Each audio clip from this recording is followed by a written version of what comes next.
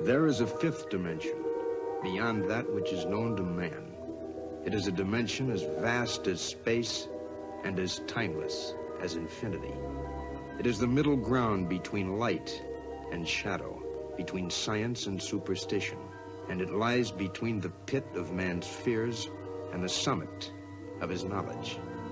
This is the dimension of imagination. It is an area which we call the mudmob zone.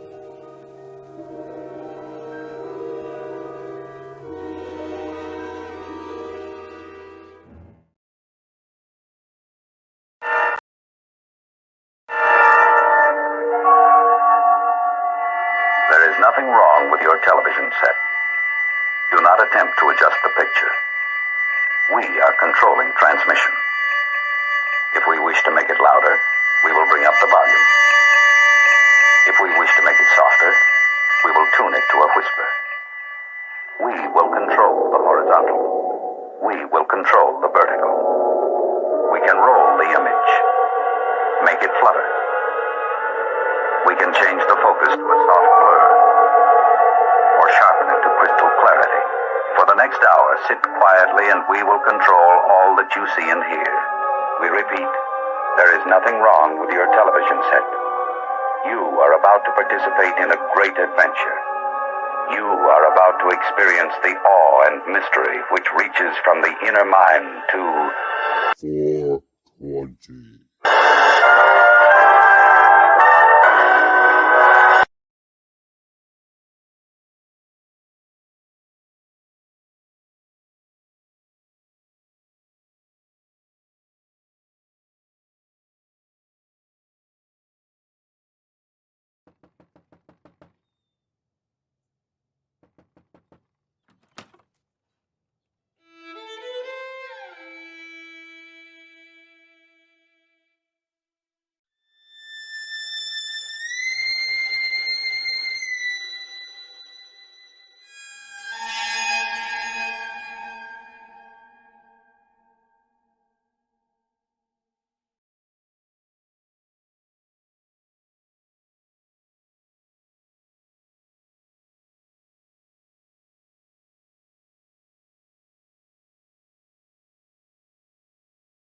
Spooky.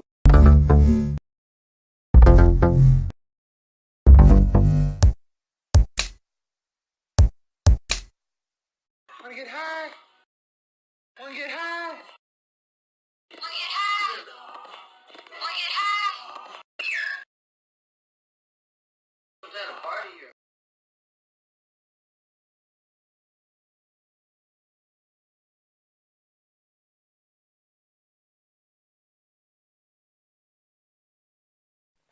Ho, ho, ho.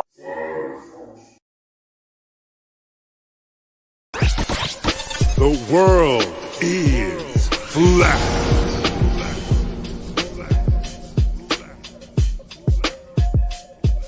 I'm here to ring the alarm with my puppet like charm, straight from the barn. I'm talking about Flat Earth Farms, cause most don't know. They think we live on a globe, a ball that floats. So listen and take notes, and take it to a higher plane. Imagine yourself in all it contains, in all its glory, and Flat Earth Farms can take you there. Open your mind outside the box. No more staring at NASA's Photoshop. No more moon landings, no line to ya. No more people standing backwards in Australia. Just facts and pure truth, planning straight to the roots. Flat Earth Farms help you understand. A magical place on a wondrous land. The world is flat, and that's a fact. Tell your friends next time you chat. Let them know a ball ain't that. Unless they playing with the baseball bat. Cause we coming at the barn, a higher place. The Flat Earth Farm.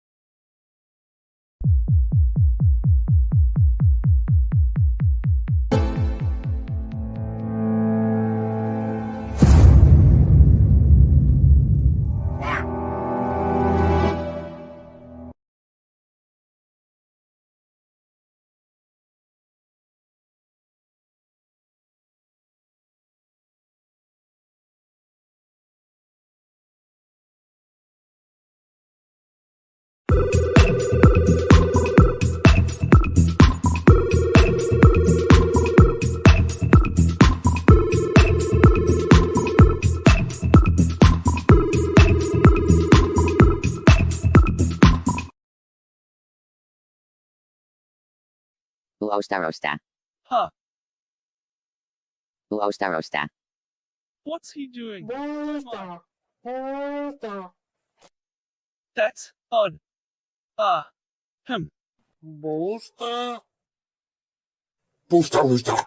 I'm sure I can fix it. I think.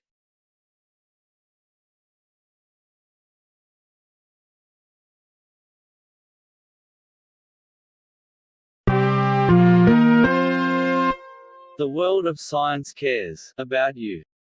Eureka! We found it. With the tools of science, we have invented, yes, hand sanitizer. But not just any hand sanitizer.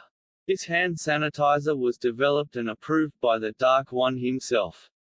Here are a few of the things our product can bring you.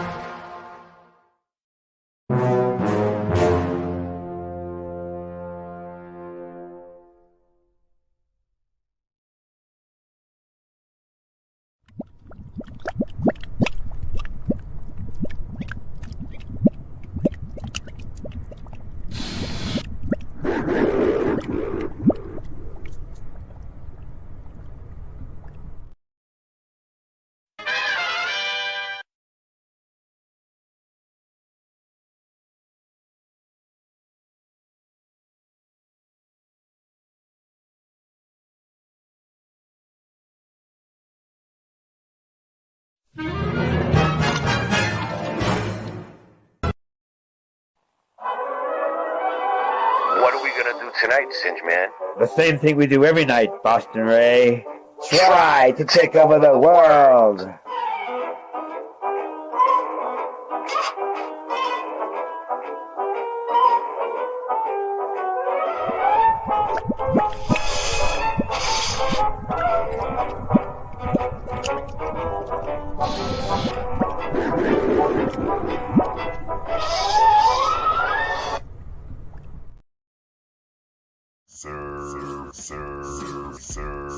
Bow wow run, he's my mighty puppy. Sir bow wow run, he's my mighty pup. Sir bow wow run, he's my mighty puppy. Sir bow wow.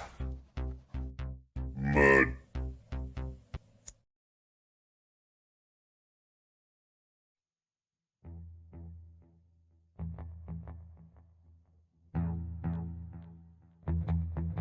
You slept.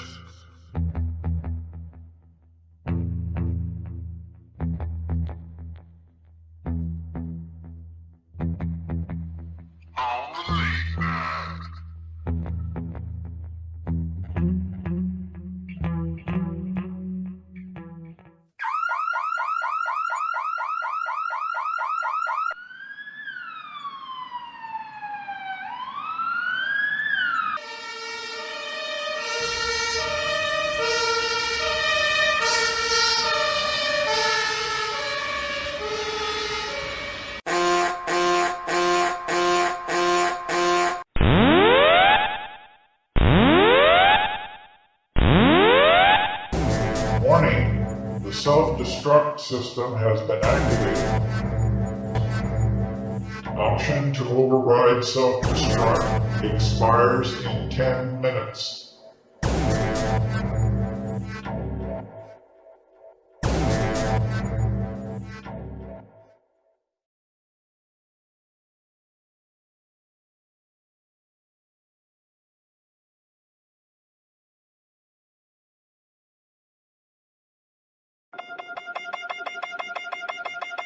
February 1st, 2030 warning. This is an emergency broadcast. This is not a drill. This is an emergency broadcast. This is not a drill. You are asked to remain calm. Scientists at NASA, ESA, CNSA, JAXA, and Roscosmos identified a slight deviation of the moon from its orbit. The cause of this phenomenon remains unknown even as scientists search for a solution to stop the moon's descent. Governments from every continent and country came together to discuss a path forward through the impending calamity. They created a governing body from a collection of nations to oversee the handling of the imminent disaster. A series of evacuations have begun across major coastal cities such as Tokyo, Mumbai, Sao Paulo, New York City, Shanghai, Lagos, and others. This is as a result of the likelihood of tsunamis and flooding of different magnitudes. To find out if your city is on the list, please visit www.lunaremergency.com. During the evacuation, you are advised to remain orderly, maintain decorum, and respect orders to ensure a frictionless process. People living near minor beaches, rivers, and lakes where no evacuations are taking place are advised to move inland to avoid the potential of flooding. If you own a personal bunker, please ensure that it is well stocked so that it can be used for a period of several months.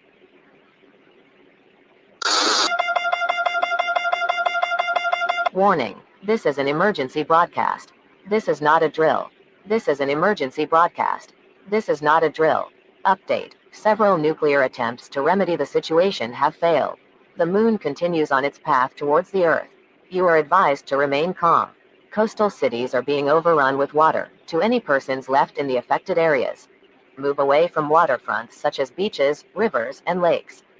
Move inland. Stick to high grounds, when possible, to avoid the water overtaking you. When traveling, take essentials only, and make sure to travel light as maneuverability is better prioritized over comfort. Only travel with necessities such as medication, sweaters, and blankets to help regulate temperature when caught in a cold place. If possible, get a radio with a solar with an alternative energy source. These could be solar-powered radios powered by AAA batteries, as the conventional means of communication are unreliable. Where one is available, a walkie-talkie is also advised to make up for the internet being down and help with ease of communication when possible. Travel in packs, when possible, as traveling in groups greatly improves one's survival as more needs might be able to be met that way. For persons inland, gather low volatile fluids such as kerosene in case you need to keep warm. Where available, wood logs can also be burnt for warmth and sustenance. Be careful to clear the space when lighting up said woods. Do not engage in wood burning in a forest to reduce the chances of a forest fire. Be careful of rampaging wild animals. Reduces bathing as water conservation is required. Take showers only when necessary. Strict rationing of food is advised so it can last for longer. Remember to stay hydrated. Do not drink contaminated water. Use a clean container and add 5 drops of bleach for every 2 liters of water. Do not use scented, color-safe or bleaches with added cleaners. The solution needs to stand for 30 minutes before it is safe to drink. This method does not kill all pathogens in water and, while it is useful in an emergency, you should try and boil drinking water where possible. Bring the water to a rolling boil for 3 to 5 minutes. Let cool before drinking. Boiling is the surest method to kill disease-causing germs, including viruses, bacteria, and parasites.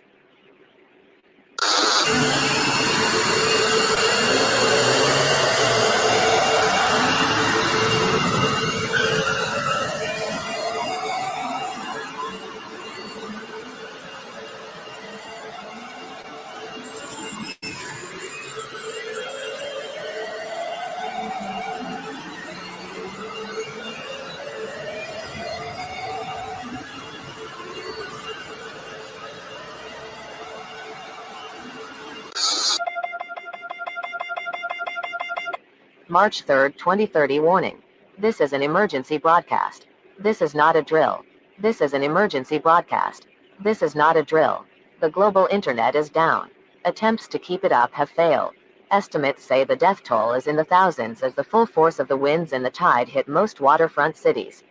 Cities like Los Angeles and Dhaka are already underwater.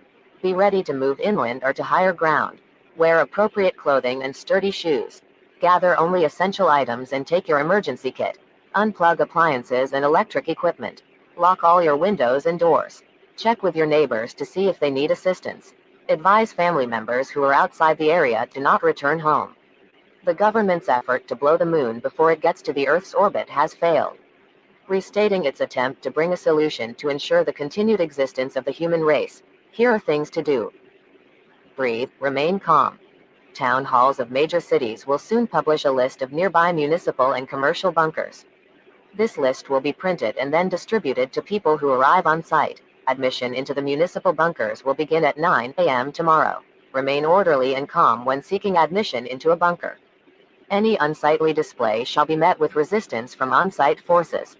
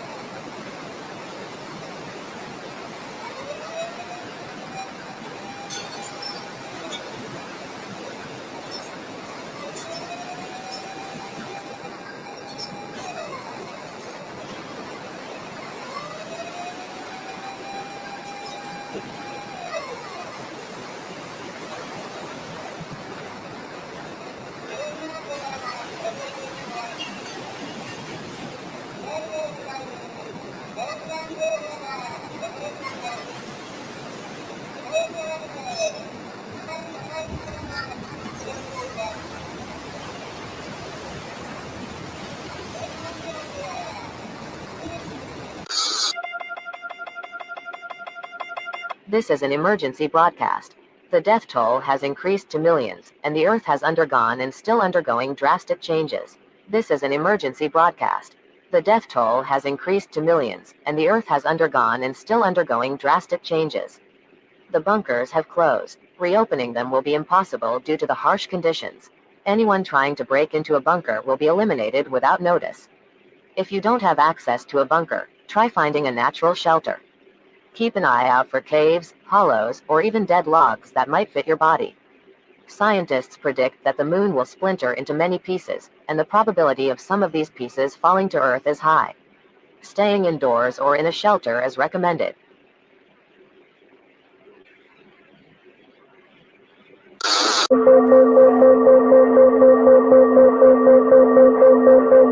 This is an update on the Earth situation. The moon has splintered into many pieces. An asteroid is incoming, and it is projected to fall in parts of Africa, the Americas, and Europe. Pinpointing the exact location had proven impossible.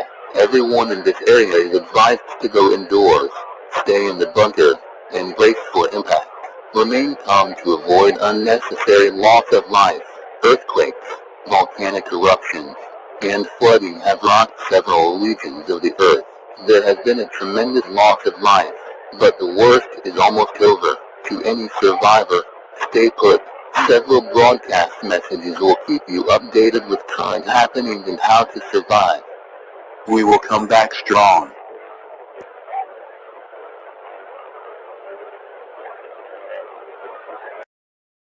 Ready to reach the right crowd?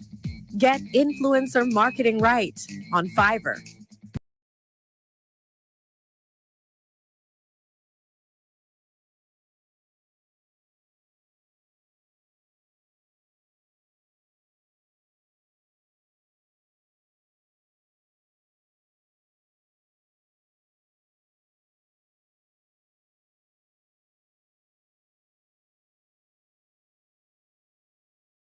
What's the matter, Whitey? Well, I think it's time to record. Oh my God, you're right! Off to the LI. Gee willikers, CG! What's the matter, Whitey? Well, I think it's time to record. Oh my God, you're right! Off to the LIU Mobile! Yeah! Let's go. This, that, 617 shit. This, that, 617 shit. This is that. 617 shit, 617 shit, 3 times. People in the crowd, get up, get loud, jump up around, we light it up, then we burn it down. We gonna be the ones to do what it do. Come on with a gun at you when you crew leave you running as I'm coming and be something as I'm coming at you, and a few you do. Oh, dogs. Beantown representatives, born in 1990, I've been repping this ever since. Austin, Paxton, we repping Celtics. We get angry if we don't win, cause we selfish. This is CG, this is Oblate, this is White this is when, and this is our stage. Don't try to front like you ain't like it, you can't fight it, so get with the movement and stay quiet. This that 617 shit. This that 617 shit. This is that 617 shit. 617 shit. Three's out. Welcome to the city of champions. We wear all black fitted dog jeans and the champions. Super hood, I'm feeling super good. Just back the bitch that was super bad. I think it's cause she knew I get that stupid bread. And if you want you some, then you better have that super head. Look, Corinne Stevens, I beat a skeeter like I'm Skeeter, then I'm leaving off to another meeting, sitting at the table, discussing who's eating and why this plate bigger than mine. I ain't hating, no, I'm saying mine needs to be double its size. So I cash in my 9 to 5 to double up. This that 617 shit. This that 617 shit. This is that 617 shit. 617 shit. Three's out. With a swagger, cause I grew up in the city. Going to the top and I'm taking you all with me. Never been afraid to do what I gotta do. I got a lot of loot, but it's not for you. Trying to make a move and I chop your crew. I'll show you exactly what the chopper do. This one is for you and everybody in the beam. The illest invisible rapper that you never seen. My mother said become your dream. Now people say, Wizzy, you the best. Yeah, I see what they mean. God told me this is what I was made for. You don't want your chance to shine, fine. Then let me take yours. Hustler by nature, rapper by choice. So if you feel my music, make some motherfucking noise. This that 617 shit. This that 617 shit. This is that 617 shit. 617 shit. Three's out. Now throw your threes out. Throw your threes out. Now throw your threes out. Throw your threes out. Now throw your threes out. Throw your threes out. Now throw your threes out. Let's go.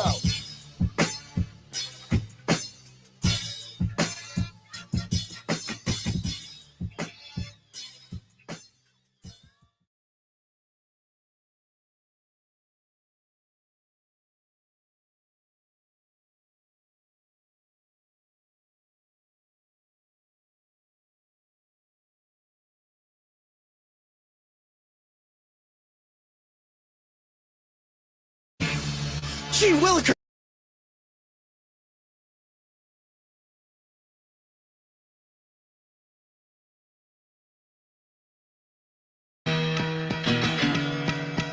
You know what, man? What up, Wiz? It's been a long time since we had this come to see. Oh, we gon' get it, man. Here we go.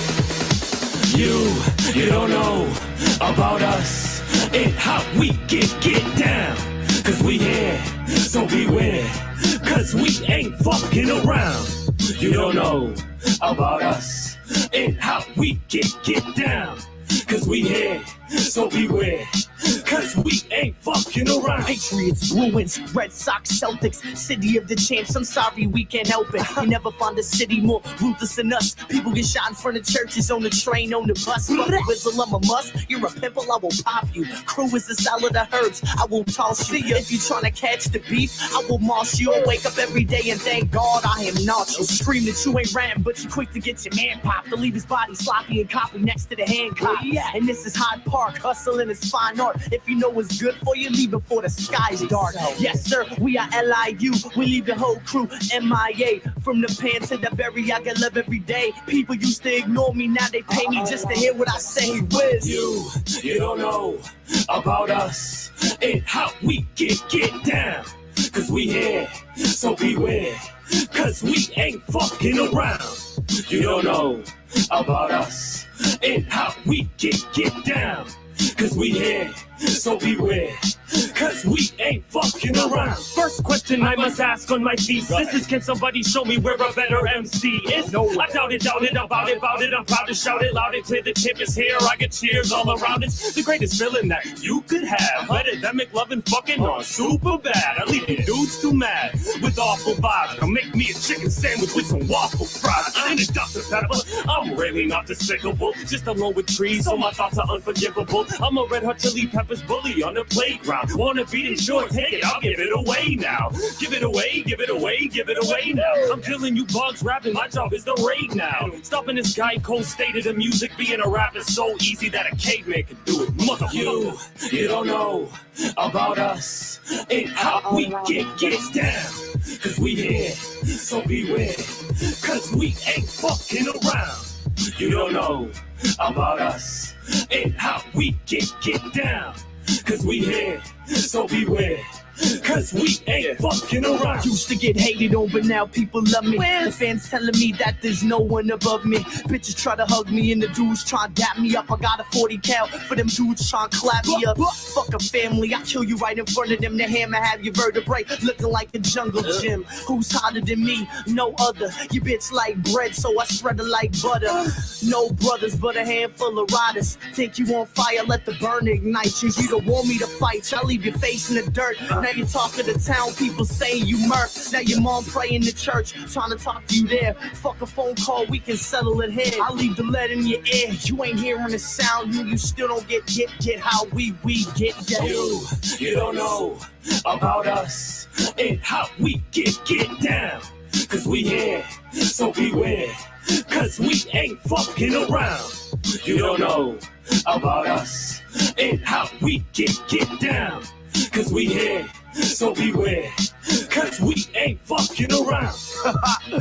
Fuck them other rappers, man. That really ain't a problem with. Light it up, man. You support the music, hold us down.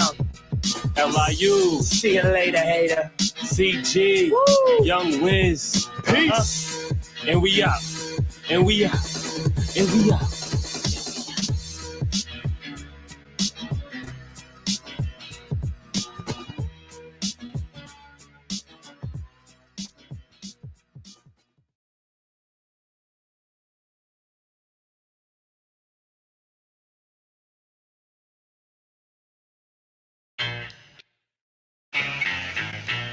Oh, shit. LIU on that cowboy shit. Yup. You could call me John Wayne, but no chaps on. Poison Ivy Whitey, yeah, I'm trying to get my rash on. Broken glass, yeah, I'm trying to get my smash on. Sound like you in the dump, trying to get your trash on. Dub dot, hot dot, double Z problem. If your man playing, no coming to me, stop him. My 40 cal chop him. Next to bricks, I cop him. Spaghetti boy, step up to that Mike Whitey, sauce him. Any MC going up against me automatically becomes deceased. I kill everything I touch like the Reaper. Running on the bus, just me, no puffs. Call it Jeepers Creepers. Get you sleeping, let them permanently count sheep. Only bar 6, your whole team jumping shit. And like the bitch jump, stick the hit on everywhere. Homie, you don't be fuck with nigga, I ain't never came. 1, 2, 3, 4. Another body left on the floor, and I don't think he ever coming back. Nope, and I don't think he ever coming back. Nope. 1, 2, 3, 4. Another body left on the floor, and I don't think he ever coming back. Nope, and I don't think he ever coming back. No, I'm people workhorse quitting. Even my worst spitting's better than your most pre-rehearsed verse written. I'm on that old West shit, young and restless, no peace. Just my Glock and my necklace. I'm on that beef shit, official street shit. What that Mossberg do? Knock him out their feet quick. I ain't a cowboy, but I'm a real rider. I drop 4 cases cause I ain't a fair fighter. Y'all don't really want me crazy. No, whether or not the shawty raised, but you spit the hardest flames. It's cause probably why I got your mommy in the lobby laid, calling me Johnny Blaze. I'm like, nah lady, first name's R baby, but you can call me Johnny Cage. Cause when the shawty blaze, it only be all rap. Straight up on a combat, and trust me, you don't really want that. 1, 2, 3, 4. Another body left on the floor, and I don't think he ever coming back. Nope, and I don't think he ever coming back. Nope. 1, 2, 3, 4. Another body left on the floor, and I don't think he ever coming back. Nope, and I don't think he ever coming back. Nope.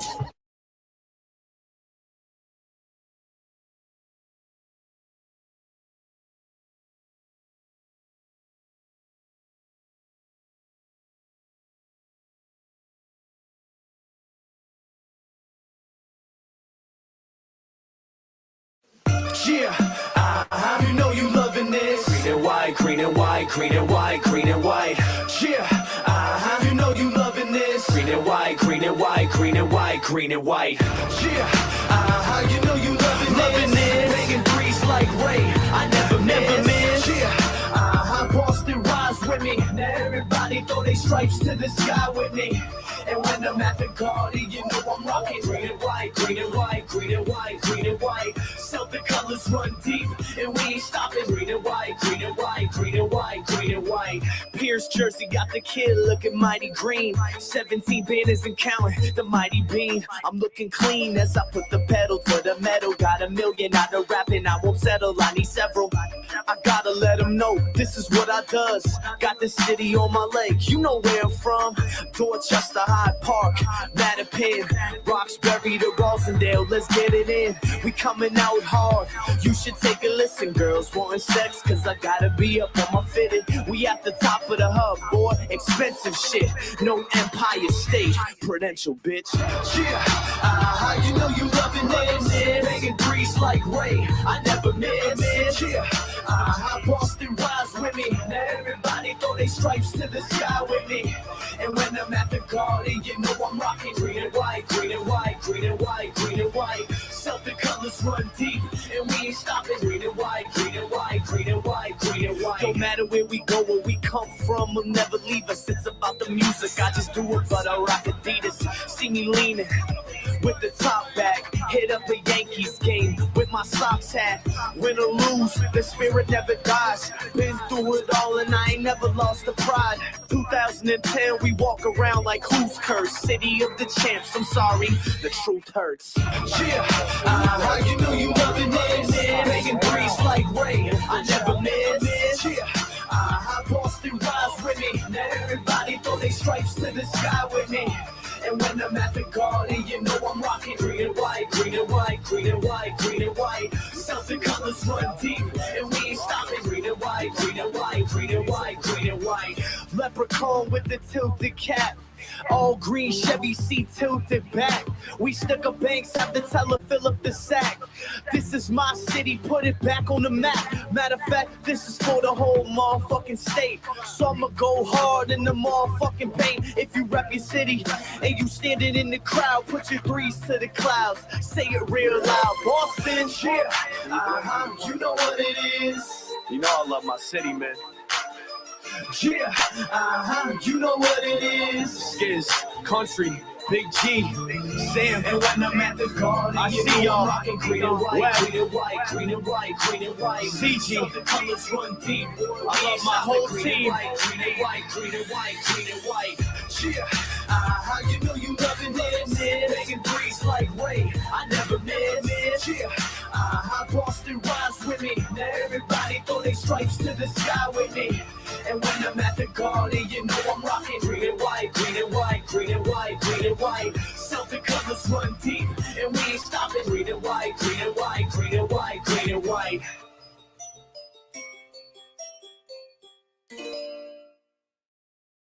White. Yeah, you know you loving this. Making threes like Ray, I never miss. Yeah, Boston rise with me. Now everybody throw their stripes to the sky with me. And when I'm at the Garden, you know I'm rocking green and white, green and white, green and white, green and white. Celtic colors run deep, and we ain't stopping. Green and white, green and white, green and white. You know you loving this. Green and white, green and white, green and white, green and white. Yeah, you know you loving this. Green and white, green and white, green and white, green and white. Yeah, you know you loving this. Making threes like Ray, I never miss. Yeah, Boston rise with me. Now everybody throw their stripes to the sky with me. And when I'm at the Garden, you know I'm rocking green and white, green and white, green and white, green and white. Celtic colors run deep, and we ain't stopping. Green and white, green and white, green and white, green and white. Pierce jersey got the kid looking mighty green. 17 banners and counting, the mighty bean. I'm looking clean as I put the pedal to the metal. Got $1 million out of rapping, I won't settle, I need several. I gotta let them know this is what I does. Got the city on my leg, you know where I'm from. Dorchester, Hyde Park, Mattapan, Roxbury to Rosendale. Let's get it in. We coming out hard. You should take a listen, girls. Wanting sex, cause I gotta be up on my fitted. We at the top of the hub, boy. Expensive shit. No Empire State. Prudential, bitch. Yeah. You know you loving this. Making threes like Ray. I never miss. Yeah. Boston rise with me. Now everybody throw they stripes to the sky with me. And when I'm at the garden, you know I'm rocking green and white, green and white, green and white, green and white. Celtic colors run deep, and we ain't stopping. Green and white, green and white, green and white, green and white. No matter where we go, where we come from, will never leave us. It's about the music, I just do it, but I rock Adidas. See me leaning with the top back, hit up a Yankees game with my socks hat.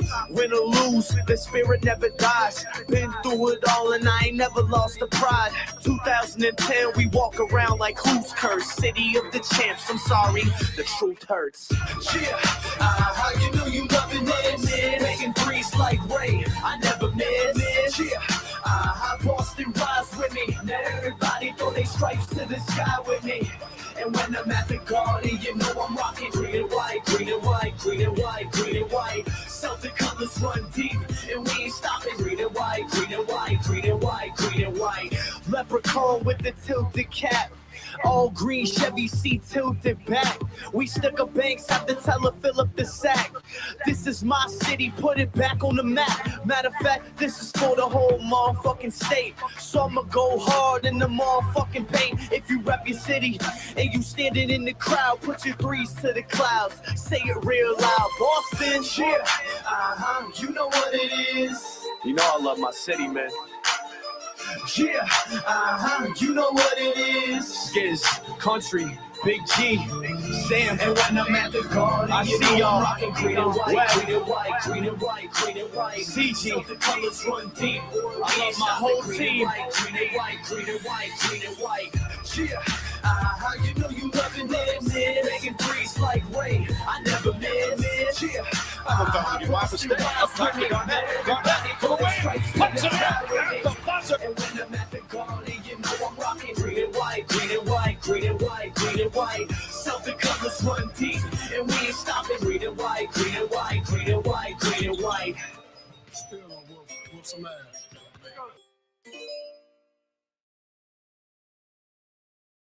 Yeah, you know you loving this. Making threes like Ray, I never miss. Yeah, Boston rise with me.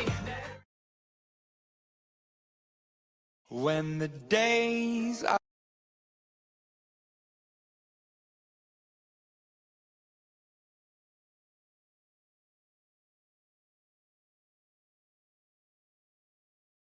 Yo, yo, yo, we are live. Fido, stop it. Singe, you're still there? You still alive? Well, at least you showed up. What do we got here? Mr. Super Sidewinder. Dragon Sage. Drew Duncan. Yeah, B. Hendrix. Different Sage. Kim Ray. Me. Singe Man. Me. Mojo. Mr. Super Sidewinder. Parkway, what's up? How you doing? Singe Man, you're here. Dr. E. Adrian! Random fan. Adrian! Gary Corso. That's my Rocky invitation. Rocky. How you doing tonight, Singe? How was your day? Pretty good. Feeling like Rocky. Rocky Balboa. Adrian! Rocky Balboa. Oh my God, Adrian! Remember he's been in the rain yelling for Adrian? Yeah. Who was played Olive Oil in Popeye? Okay, hey, what's going on? We're doing You want to just get right? I'll put some stuff in the private chat. Well, let me see. But you got stuff, so I got so much shit, dude. Let me you don't see. need my stuff. Well, what are we trying? All right. Where's this? Andrew. Where is I'm not even Rasta sure. Bear? I'm not even sure where to begin. Where is everybody? Oh, there it is. Comments. We got Mr. Superside Runner, Sue, our lovely Sue. Dragon Sage. Who knows that dragons are good? It's a lot. It's a lot. Don't believe It's the a hype. lot. Don't believe the hype with it. Evil This is going to be a big job tonight. All right. Let's see what we got. Yeah. All right. Hey, when dragons come down. All right. What's I'm this? gonna ride one. All right. So you got stuff. All right. Ready whenever you are. All right. So what do you want to do? You want to start off with the torus field? The toroidal field? I thought you said tourist. The tourist field? The toroidal, I think it is. Toroidal. The toroidal. Toroidal. There you go. All right. What's that? I got some stuff I could not find. It's amazing. Okay. I know that they bury stuff, but I didn't think they bury this one. Singeman, don't have Singeman, don't have an ulcer. I'll look it up. Anything to do with truth, they bury. I mean, yeah, I know you can find stuff, but you used to be able to find more stuff. Yeah, they try to mix. Just 2 years ago. They try to mix it in with the globe now a lot. Yeah, exactly. But it has nothing to do with the globe, really. Just 2 years. Oh, exactly. They show the magnet stuff, all of the globe stuff. Yeah, that's true. Yeah. If you see, all right, if you see pictures of the globe, just ignore them. Or freak out. Freak out, run away, unsub the channel, and fucking go hide under a rock. All right. Just don't watch any movies because they all start with a globe. All right. Here we go. What is the toroidal field? So this is from the. Let's see if it'll show us. So this is from the body. It emanates out from the heart, from the middle, right? Singe, Buddhist monk over here. What do you think? Just walks away right when I'm going to talk to him. You see. Great job, Singe. Great job, Singe. You're doing great. All right. Here's another one. Interesting. Very interesting. Always coming from the center, but it's in everything. It's the Fibonacci sequence. All right, let's see what this looks good. Information, look. Whoa. Information, matter, vitality. Information flow through a toroidal field. So there's an information flow through a toroidal field that looks like an Etch-a-Sketch. Whatever they call that thing. Spin art, spin it, whatever they call it. You know what I'm talking about. Okay. So here you go. Up there you go. So it comes from the pole, the North Pole, the center. Picture this as a flat Earth. All right. It comes out of the body. It's shaped like a heart. That's why Earth is heart. It's in all plants and trees. It's in everything where you look. Okay.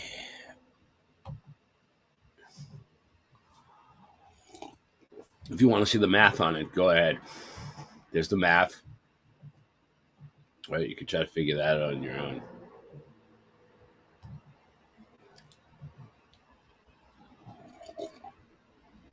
Well, let's see what else we got. No, not even gonna bother looking at that one. The magnetic field created by a toroid, a tokamak. So it's also like a tokamak. Okay. So the current is traveling around the toroid in a red wire in a counterclockwise direction, which this one is traveling through an Empyrean loop. The Empyrean loop shown is smaller than the dimension B. Basically, you could do this. You might be able to time travel. Okay. So it sounds like Star Trek. Okay. Time travelers. Time travelers. This is the information you've been looking for. Well, Star Trek did show us the iPad and the Bluetooth way before they actually existed. So maybe they did show us time travel. too. Well, they're trying to tell you, but no one's been paying attention to any of these photos. Now it's downloading. Pretty cool. Of shit. Toroidal field. So is it like? So picture this. Your mind to do it, or picture you need a this machine. Picture this is the flat. Picture this is the flat Earth, and this whole thing is the ether, and the flat Earth is in the middle, and this is the North Pole right here, and the top it's the Aurora Borealis is all the different colors. Beautiful. That's a great representation. That's why. Can you time travel with your mind, or do you need a machine? I think it's with just your mind and DMT or some shit like that. You know what I mean? Because when I look to see the Aurora Borealis, you can see it with your bare eyes, dude. Time travel. I'm talking.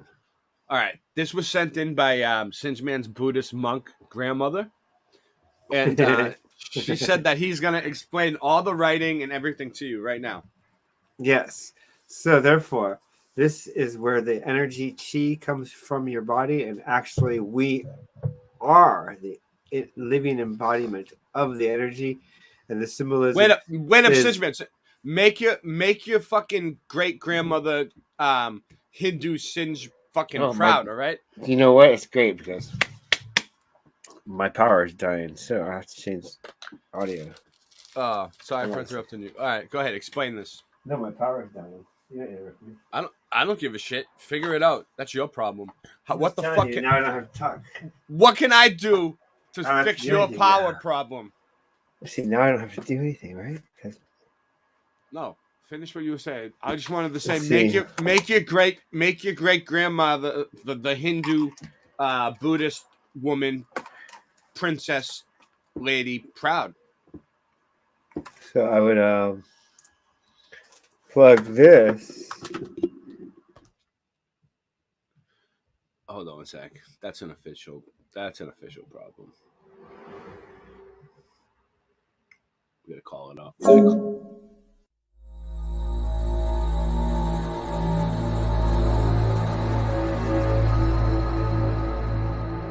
Wait.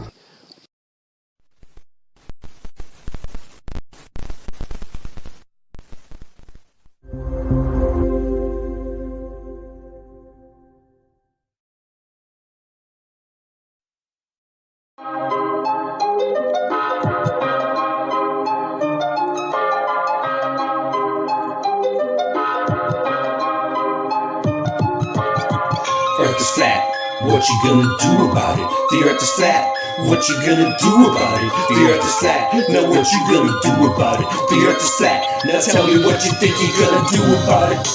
Tell me what you think you're gonna do about it. Tell me what you think you're gonna do about it. Tell me what you think you're gonna do about it. Earth is flat. What you gonna do about it? I thought you knew about it. Would you rather do without it? The earth's a center, the sun and moon moves around it like a clock. Can you hit a moving target with a rocket? I'm not hard to get along with, just take a bong hit. Do you serve up any content? The stars are constant. You want a consolation for it? It makes me vomit. We never do get hit by comets. I know you want it, just leave another useless comment. NASA lost it. The earth is flat, what you gonna do about it? Earth is flat, what you gonna do about it?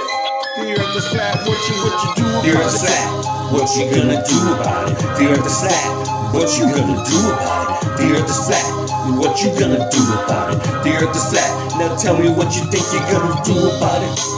Tell me what you think you're gonna do about it. Tell me what you think you're gonna do about it. Tell me what you think you're gonna do about it. You know it's flat. And there is a bunch of us. The blowies munching on a bunch of snuffleupagus. You think it's cute? Then why not cuddle up with us? We know it's flat. Why you making such a fuss? My supper was the fucking best. That's just because the earth is flat. It hit me like an uppercut to the nuts. The earth is flat and there's nothing you can do. The earth is flat, and there's nothing you can do. There's a Russian with the crew, don't forget to brush after your food. Asteroids, and asteroids too. The earth is flat, and there's nothing you can do. The earth is flat, there's nothing you can do about it. The earth is flat, there's nothing you can do about it. The earth is flat, and there's nothing you can do about it. The earth is flat, there's nothing you can do about it. The earth is flat, there's nothing you can do about it. What you gonna do about it? The earth is flat. What you gonna do about it? The earth is flat. It's fucking flat. The earth is fucking flat. The earth is fucking flat. The earth is fucking flat.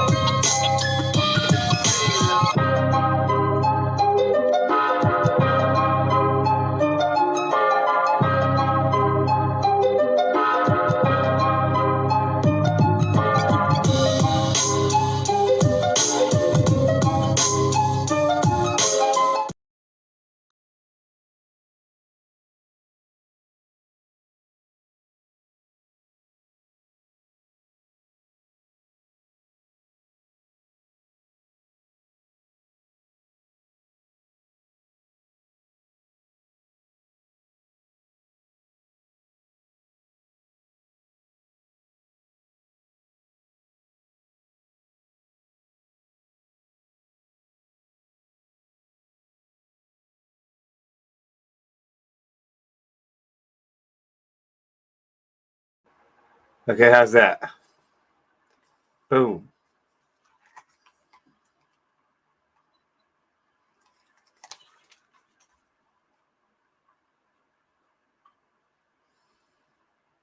Go ahead, Buddhist Singe. There you go. We were having technical difficulties. All right, Singe. Isn't it great? Yay. Isn't it great? Yeah. I'm an audio believer. Some people are auto believers. I'm an audio believer. Singe man, just explain. Just explain the Buddhist picture from your Buddhist grandmother, right? Your great.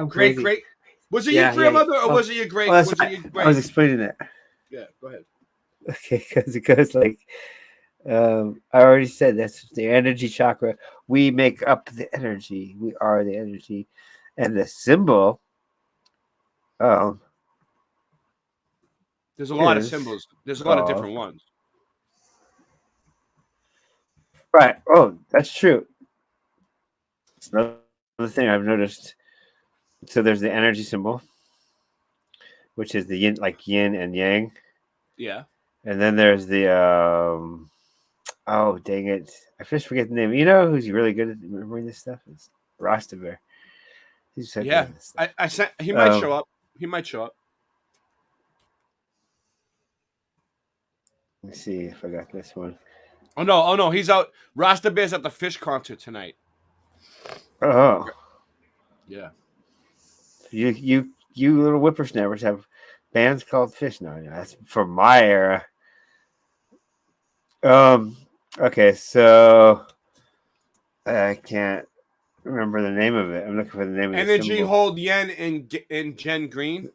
I can't find the symbol I was looking for.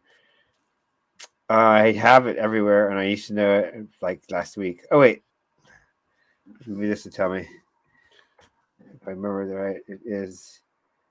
I think Andy fell asleep, dude. I think it's okay. So I have forgotten the name of the symbol. Anyway, so yeah, it's not in the picture anyway. Oh yeah, it is. I think it's up on his right shoulder and left shoulder. But it's turned sideways or something. Anyway, yeah, those are some nice chinny symbols, and there's probably numbers in there.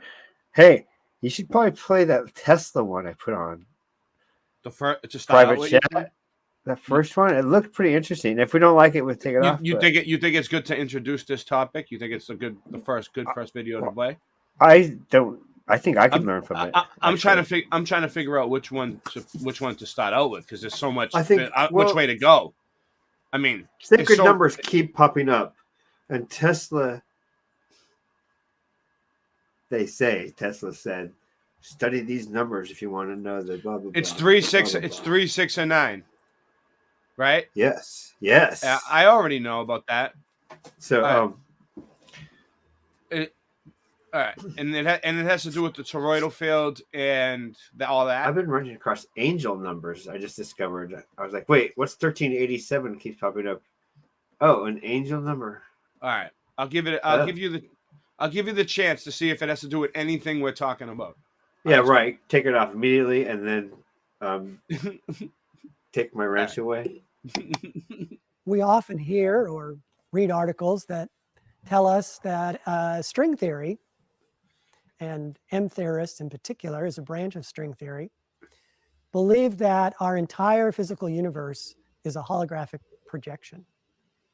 The reason they say it primarily is because they're unable to find within the physical world the information, the rules, the laws that govern how matter forms.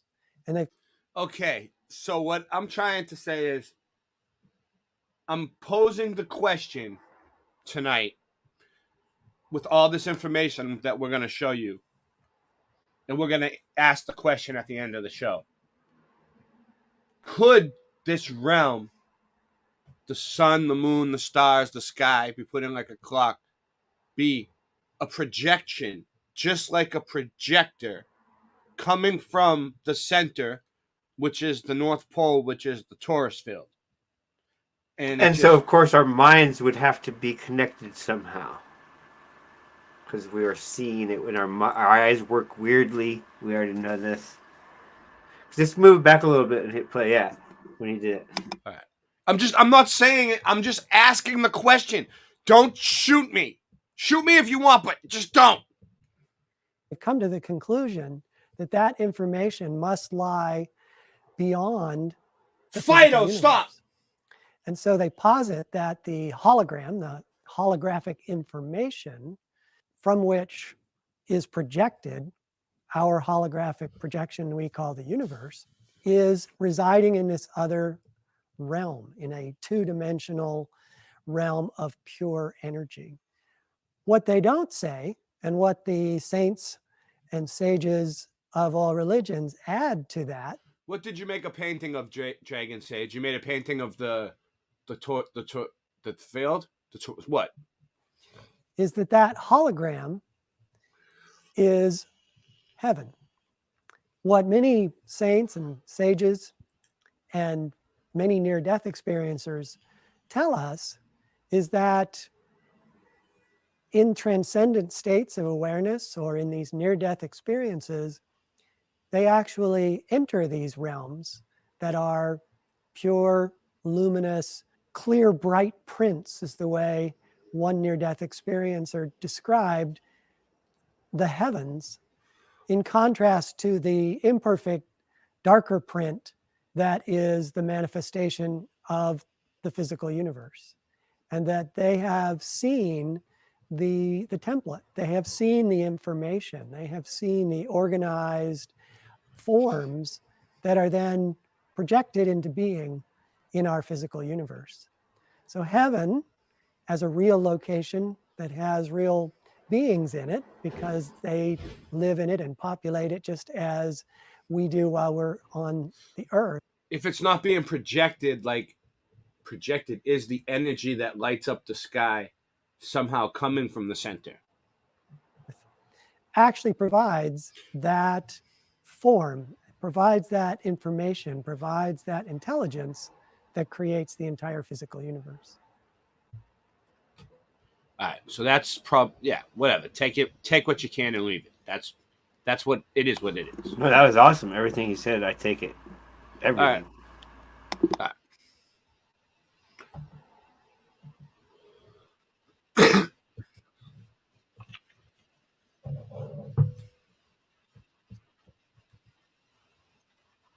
Now, that's where my hold on DMT and what's that other one? Oh, it's not playing. Sorry. Ayahuasca and DMT. Now I realize it does take you to another realm or let you see another realm or whatever. I also think it's possible to experience something like that without taking a drug of any sort Yeah, and so I know. ascending like a guru, or just maybe not overly fasting, maybe a little bit of fasting. I know, and you've been working on that new disco song, "Ascend Like a Guru," for fucking like 3 weeks now. How much longer is it gonna take before you finish it? Well, right now I'm only levitating, I think, that much. Once I levitate like that much, then I think it will be good. If we get it on video. Well, I can't wait to hear "Ascend," the new disco, the new disco classic, "Ascend Like a Guru" by Singe Man, coming soon. It goes like disco here and disco there, and I'm ascending everywhere. And then you go, yeah. I love disco. It says flashing lights. You have your own personal Aurora Borealis. The North Pole Hold is it the together. inherent geographical focal point point of all creation. It is the perfect center of the bullseye, the magnetic attractor of all the world's compasses, the originator of all the world's tides, and home to the only motionless star in the heavens, around which all the other stars, the sun and the moon, revolve. In ancient times, it was also claimed to be home to the tallest mountain and the tallest people on Earth. As recently as the 19th century, explorers like Olaf Jansen. Did you hear him? The tallest mountain and the tallest people on Earth. On Earth! Have continued telling so-called tall tales of meetings Look with at that races building of up giant there. human beings who live at the pole. Look how In big his they book, are! The Smoky God, Olaf Jansen claimed to have journeyed to the North Pole with his father in 1829, where they met and mingled 2 years with a race of 12-foot-tall giants who lived up to 800 years, spoke a language similar to Sanskrit, What's up, Angela? and inhabited a I bet they have some paradisical awesome capital buds. city named Just like this. Eden. Poof. This Right particular there. story is See, there's the buds. Yeah, there's the buds, dude. They're growing, They're growing a lot of shit. But look, there's like who's in the tree right there? The snake. That's the snake.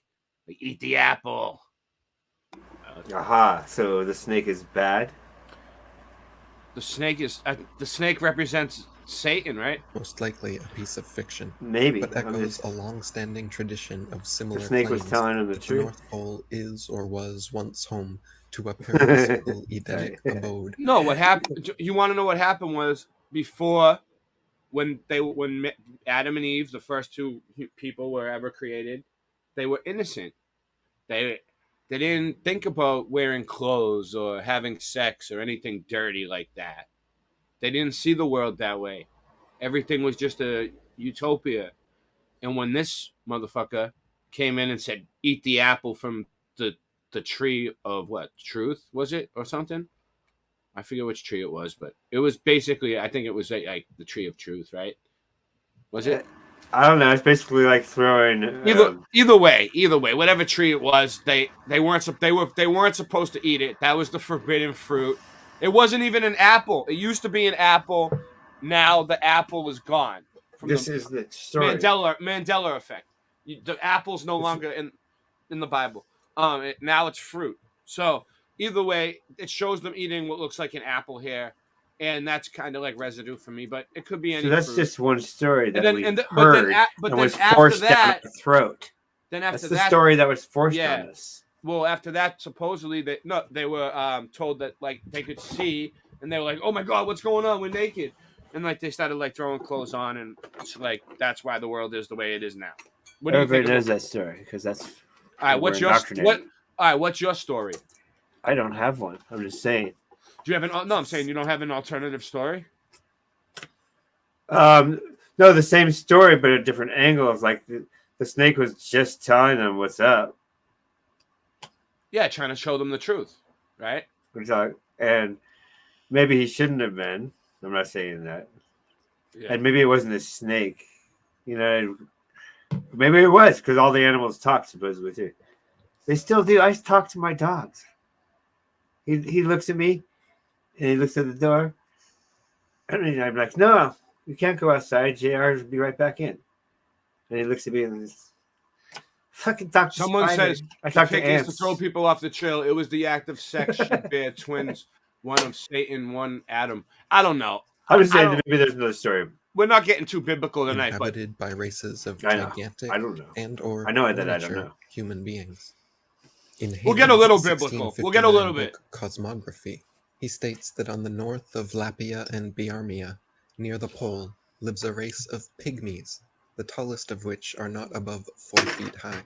Pygmies. Gerardus Mercatus' I've had it up to here with 1595 pygmies. polar map Listen. includes this island of pygmies. Singeman, do you remember when you had that pygmy infestation, like on your land when you used to live in Colorado, and like we had to like get an exterminator, dude, and they set up pygmy traps for them, and like it was fucking crazy. They were catching what they catch like 55 of them, like 55 pig, 55. Correct, but you don't want to call them pygmies to their face. They prefer to be called the other size. Yeah. So what did they do with them? Like yeah. What did they do with them, Singe? Did they like shush them away? Did they? They used them for that movie with that chocolate movie with chocolate. Oh, pygmy chocolate love. I think it was silly bonkers, and the chocolate infestations. yeah. I know what you're talking about. Pygmies with a caption mentioning their tiny 4-foot stature. Johannes Ruij's 1508 world map also shows the many surrounding polar islands, claiming 2 of them inhabited, but without mentioning the alleged inhabitants' size or stature.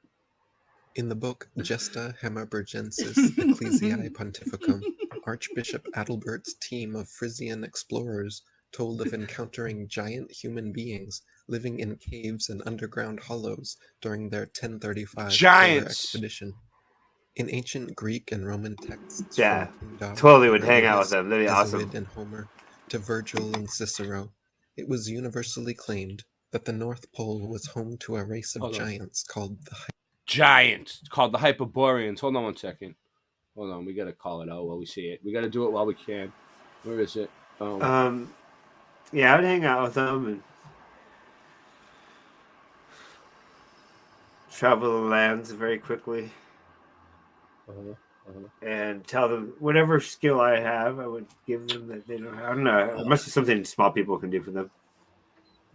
Never find nothing in here. We could like clean out the corners that they can't get to, and get out the dust in areas that they can't get to.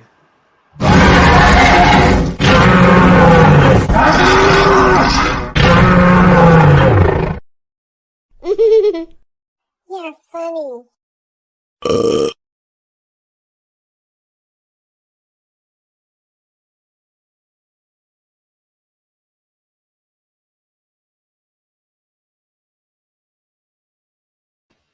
Angela, baby. Hello, Angela. All right, so let's go back to the Giants. Right back on track. Not getting off track. I think it's loud. Lived for over Good 1,000 for you. years and enjoyed lives of perfect happiness. Hyperborea was allegedly bathed in 24-hour sunlight, with the sun only ever rising or setting once every year. Pliny the Elder wrote in his Natural History Book 4 that the farthest of all, which are known and spoke of, is Thule, in which there be no nights at all, as we have declared, about midsummer, namely when the sun passes through the sign Cancer, and contrariwise, no days in midwinter, and each of these times, they suppose, do last 6 months, all day or all night. For observers standing at the pole, the heavens would appear to have been created just for them. Their unique perspective places Polaris, the only motionless star in the sky, perfectly situated directly above them, with all the other visible stars rotating horizontal left-to-right paths 360 degrees around, all at an apparent equal distance away. The sun and moon also rotate horizontally around the polar observer, with the sun rising and setting only once per year, creating 6-month days and 6-month nights. Lokmanya Bal Gangadhar Tilak wrote, "If an observer is stationed at the North Pole, the first thing that will strike him is the motion of the celestial sphere above his head. Living in the temperate and tropical zone, we see all heavenly objects rise in the east and set in the west, some passing over our head, others traveling obliquely. But to the man at the pole, the heavenly dome above will seem to revolve around him, from left to right, somewhat like the motion of a hat or umbrella turned over one's head. The stars will not rise and set, but will move round and round in horizontal planes, turning like a potter's wheel, and starting on a second round when the first is finished, and so on. During the long night of 6 months, the sun, when he is above the horizon for 6 months, will also appear to revolve in the same way. The center of the celestial dome over the head of the observer will be the celestial North Pole, and naturally enough, his north will be overhead, while the invisible regions below the horizon would be in the south. For polar observers, the sun rises in the south, not the east, and circles horizontally around, rising ever so slightly in the sky, about 1/4 degree per day. This creates an extended morning twilight with its brilliant colors, which instead of lasting for the usual 45 minutes, lasts around 45 days. Every year at the spring equinox, after a long winter night, dawn begins to break and the first traces of the sun creep above the horizon. By summer solstice, the sun reaches its highest point in the polar sky, around 23.5 degrees, and begins its slow, almost imperceptible descent.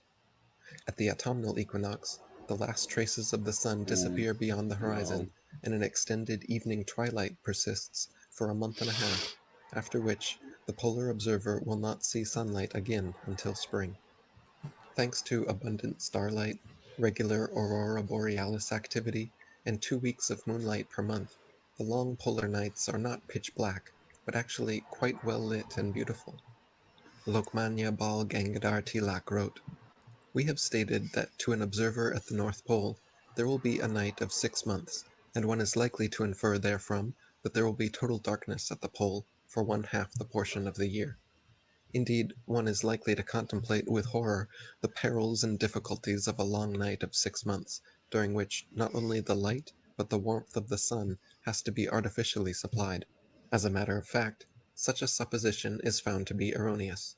First of all, there will be the electrical Also, discharges yeah, known as aurora borealis, if this was filling the moving polar around night like with their this, charming glories, and relieving its darkness to a great extent. Then we have it the would moon, cause a field. which in her monthly There would be a field revolution there. will Or be could be above the moving it. polar horizon for a continuous fortnight, displaying her changing phases without intermission to the polar observer. But the chief cause, which alleviates the darkness of the polar night, is the twilight before the rising and after the setting of the sun. The dawn in the tropical or the temperate zone is but brief and evanescent, and it recurs after every 24 hours. But still it has formed the subject of poetical descriptions in different countries. If so, how much more the spectacle of a splendid long dawn after a darkness of 2 months would delight the heart of a polar observer, and how he will yearn for the first appearance of the light on the horizon. In all, a year at the pole sees approximately 6 months of continuous daylight, followed by a month and a half of evening twilight, then 3 months of relative darkness, ending in a month and a half long spring dawn. The exact number of days for each portion of the polar year is disputed among various authorities, however, which raises the question again as to whether or not modern man truly has attained the pole. If we have research bases and encampments built all over at and around the North Pole as claimed, why is there not a single video online or anywhere else showing a year-long continuous time-lapse of this world wonder? To see Polaris unmoving directly 90 degrees overhead while all the other stars rotate horizontally around, uninterrupted by sunlight, for months at a time, I want to see it. then to watch the first rays of the longest, most beautiful dawn lighting the horizon and revolving 360 degrees around without setting for many more months, would be an absolute spectacle to behold, worthy of an IMAX documentary, and a true wonder of the world. But somehow, no such video exists. Dr. William Warren wrote, "First of all appears low in the horizon of the night sky a scarcely visible flush of light. At first it only makes a few stars' light seem a trifle fainter, but after a little it is seen to be increasing and to be moving laterally along the yet dark horizon. 24 hours later, it has made a complete circuit around the observer and is causing a larger number of stars to pale. Soon the widening light glows with the luster of orient pearl. Onward it moves in its stately rounds until the pearly whiteness burns into ruddy rose light, fringed with purple and gold. Day after day, as we measure days, this splendid panorama circles on, and according as atmospheric conditions and clouds present more or less favorable conditions of reflection, kindles and fades, fades only to kindle next time, yet more brightly, as the still hidden sun comes nearer and nearer his point of emergence. At length, when for 2 long months such prophetic displays have been filling the whole heavens with these increscent and revolving splendors, the sun begins to emerge from his long retirement, and to display himself once more to human vision. After 1 or 2 circuits, during which his dazzling upper limb grows to a full-orbed disk, he clears all hilltops of the distant horizon, and for 6 full months circles around and around the world's great axis, in full view, suffering no night to fall upon his favored homeland at the pole. Even when at last he sinks again from view, he covers his retreat with a repetition of the deepening and fading splendors which filled his long dawning, as if in these pulses of more and more distant light he were signaling back to the forsaken world the promises and prophecies of an early return. You would think such a sight would be worthy of recording, yet somehow no one in history has ever bothered to do so. If we have truly attained the North Pole, and have permanent and semi-permanent structures with people stationed at and around there year-round, why in the flat world has no one ever recorded an annual time-lapse of this incredible occurrence? The polar 6-month day and 6-month night has been written about by diverse cultures throughout history, many insisting that their ancestors or gods were the original inhabitants. In the ancient Indian Vedas, the Day of the Gods and Night of the Gods were each 6 months in duration, and their gods lived atop Mount Meru at the North Pole. The Surya Siddhanta 1267 states that, at Meru, gods behold the sun after but a single rising during the half of his revolution, beginning with Aries. And the Institutes of Vishnu says, the southern progress of the sun is with them a You month, go by those and books, a year right? is with them a day and a night. In Norse mythology, it is claimed that before this present established order of the world, their sun rose in the south, which is what would have been experienced by their polar ancestors. In ancient Iranian mythology, Yima, the first man, and king of the Golden Age, lived in an Edenic abode called Vara, where the sun only rose and set once per year. Lokmanya Bal Gangadhar Tilak wrote, "A phenomenon like this cannot fail to be permanently impressed on the memory of a polar observer, and it will be found later on that the oldest traditions of the Aryan race have preserved the recollection of a period when its ancestors witnessed such wonderful phenomenon, a long and continuous dawn of several days, with its light laterally revolving on the horizon in their original home." The heavenly dome rotating perfectly horizontally overhead for polar observers is another unique peculiarity of polar astronomy found in ancient mythology. In Greek mythology, the gods rule from Mount Olympus, as the Iliad states, from the upper sky, the celestial dome in which the sun, moon, and stars wheel silently around the pole. In the Vedas, Indra supports the heavens as on a pole, and upholds heaven and earth, and turns the widest expanse, as the wheels of a chariot are held by the axle.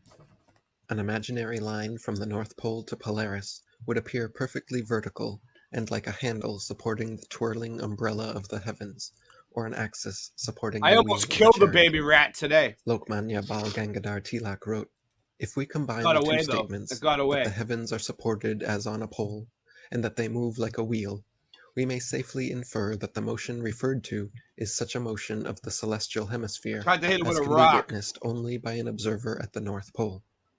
In the Rig Vedas A rock like this big. 1:24:10, the constellation of Ursa Major, Riksha, is described as being placed high, and as this can refer only to the altitude of the constellation, it follows that it must then have been over the head of the observer, which is possible only in the circumpolar regions.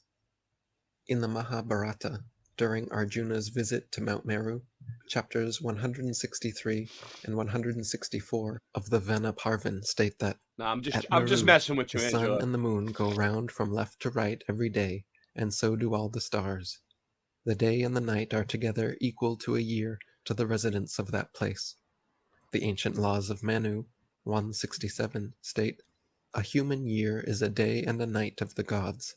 Thus are the two divided, the northern passage of the sun is the day, and the southern the night." And the Taittiriya Brahmana says, "That which is a year is but a single day of the Yeah. gods." Yeah, so listen In to the the collection of elephant. ancient Zoroastrian texts known as the Avesta, the Aryan paradise, known as Yeah. Ariana Veho, is described as a blissful place where the sun Beautiful. only rose once per year Wow. and was destroyed by relentless snow and ice, forcing the inhabitants, Earth's original progenitors, whoa, to migrate southwards. That's big right there. This same idea that the first humans devolved from God or gods at the North Pole It was a place is where replete within ancient scriptures, and starkly contrasts modern mainstream claims that the first humans evolved from primates in Africa. Look at that. So what he just said was huge. There's a spot on here that the sun only rose once a year and it was cold. Because we're going to get into the Dark Ages. Excellent books were written on this subject, one by Boston University president and professor Dr. William Warren, entitled Paradise Found, The Cradle of the Human Race at the North Pole, and another by the renowned Indian teacher and activist Lokmanya Bal Gangadhar Tilak, entitled The Arctic Home in the Vedas. In both well-researched publications, Warren and Tilak present convincing arguments with abundant supporting evidence suggesting that our most ancient ancestors lived at the North Pole and spread outwards southwards from there, likely due to climate changes. Dr. William Warren wrote, "Our hypothesis calls for an antediluvian continent at the Arctic Pole. It is interesting to find that a writer upon the deluge, writing more than 40 years ago, advanced the same postulate. Is the supposition that there existed such a continent scientifically admissible? Until very recently, too little was known of the geology of the high latitudes to warrant or even to occasion the discussion of such a question. Even now, with all the contemporary interest in Arctic exploration, it is difficult to find any author who has distinctly propounded to himself and discussed the question as to the geologic age of the Arctic Ocean. It will not be strange, therefore, if we have here to content ourselves with showing, first, that geologists and paleontologists do not think the present distribution of Arctic sea and land to be the primeval one, and secondly, that in their opinion, incidentally expressed, a continent once existed within the Arctic Circle, of which at present only vestiges remain. Mr. Alfred Russel Wallace incidentally shows that the facts of Arctic paleontology call for the supposition of a primitive Eocene continent in the highest latitudes, a continent which no longer exists. His language is, "The rich and varied fauna which inhabited Europe at the dawn of the Tertiary period, as shown by the abundant remains of mammalia wherever suitable deposits of Eocene age have been discovered, proves that an extensive Palearctic continent then existed." Another most eminent authority in Arctic paleontology, the late Professor Heer of Zurich, fully 15 years ago, arrived at and published the conclusion that the facts presented in the Arctic fossils plainly point to the existence in Miocene time of a no longer existing polar continent.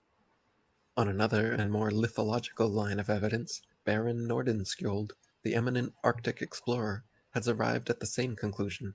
Speaking of certain rock strata north of the 68th degree of north latitude, he says, "An extensive continent occupied this portion of the earth when these strata were deposited."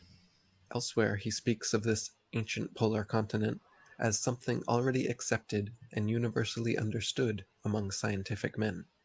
Lokmanya Bal Gangadhar Tilak wrote, It has been already stated that the beginnings of Aryan Hey, I put civilization something in a must private be chat. supposed to date back several thousand Alright, years cool. before the oldest Vedic period. This is And almost when the over. commencement of the post-glacial epoch is brought down to 8000 BC, I'll let it him is finish not at his all story. surprising if the date of primitive Aryan life is found to go back to it from 4500 BC, We're talking about the the age of the Aryans. oldest Vedic period. There are many passages in the Rig Veda which, though hitherto looked upon as obscure and unintelligible, do, when interpreted in the light of recent scientific researches, plainly disclose the polar attributes of the Vedic deities, or the traces of an ancient Arctic calendar, while the Avesta expressly tells us that the happy land of Aryana Vaiho, or the Aryan paradise, was located in a region where the sun shone but once a year, and that it was destroyed by the invasion of snow and ice, which rendered its climate inclement and necessitated a migration southward. These are plain and simple statements, and when we put them side by side with what we know of the glacial and the post-glacial epoch from the latest geological researches, we cannot avoid the conclusion that the primitive Aryan home was both Arctic and interglacial. The discovery of the intimate relationship between Sanskrit and Zend, on the other hand, and the languages of the principal races of Europe, on the other, a complete revolution took place in the views commonly entertained of the ancient history of the world. It was perceived that the languages of the principal European nations, ancient and modern, bore a close resemblance to the languages spoken by the Brahmins of India and the followers of Zoroaster, and from this affinity of the Since Indo-Germanic you were always such it a followed follower of inevitably that all Zoroaster. these languages I must be couldn't the believe it. offshoots or dialects of a single primitive tongue, and the assumption of such a primitive language further implied the existence of a primitive Aryan people. In 1786, Sir William Jones, a Supreme Court judge who could speak 30 languages, gave his third anniversary discourse to the Asiatic Society, where he declared that the similarities between Sanskrit, Greek, Latin, German, Celtic, and Persian languages could only be explained on the hypothesis that they all shared a common parentage. Yes. His contemporary, the German philosopher Hegel, compared the consequences of Jones' revelation to the discovery of a whole new world, and his groundbreaking work on Hegelian this dialectic subject established him as the founder of comparative linguistics. Jones wrote that the Sanskrit language, whatever be its antiquity, is of a wonderful structure, more perfect than the Greek, more copious than the Latin, and more exquisitely refined than either, yet bearing to both of them a stronger affinity, both in the roots of verbs and the forms of grammar, than could possibly have been produced by accident. So strong, indeed, that no philologer would examine them all three without believing them to have sprung from some common source, which perhaps no longer exists. There is a similar reason, though not quite so forcible, for supposing that both the Gothic and the Celtic, though blended with a very different idiom, had the same origin with the Sanskrit. They always try and to Old blend me Persian with different might be added idioms to the too. same family. Scholar and renowned linguist Charles Berlitz of Berlitz Language Schools spoke an amazing 32 languages, and just like Sir William Jones, his life's research in comparative linguistics led him to the inescapable conclusion that all the world's languages must trace back to a single lost ancient dialect. Berlitz actually wrote several books about Atlantis and believed the primary language of the human race originated there. Maybe it did. In my previous book, The Atlantean Conspiracy, I also included a large section on Atlantean etymology, showing how an inordinate number of words and prefixes from languages worldwide share the exact same or incredibly similar meanings and pronunciations, strongly suggesting a common ancient etymological ancestor. Researcher and author John G. Bennett also wrote a paper entitled The Hyperborean Origin of the Indo-European Culture, in which he argues that ancient languages were more advanced, have devolved into our current languages, and likely originally trace back to a lost polar civilization. He argues this that. idea has also been promoted I've by seen him arguing it. esotericists like Helena Blavatsky, René Guénon, and Julia Sivola, who all shared a belief in the Hyperborean polar origins of mankind. According to them, during a golden age, humanity solidified into this material realm and has since undergone devolution. Rather than evolving from apes, they insist humanity has progressively devolved into an ape-like condition. Lokmanya Bal Gangadhar Tilak wrote, "It is admitted that many of the present explanations of these traditions and legends are unsatisfactory, and as our knowledge of the ancient man is increased, or becomes more definite, by new discoveries in archaeology, geology, or anthropology, these explanations will have to be revised from time to time, and any defects..." Hey, Singe Man, you still there? You still there? You there? I can't hear you. Why can't I hear you?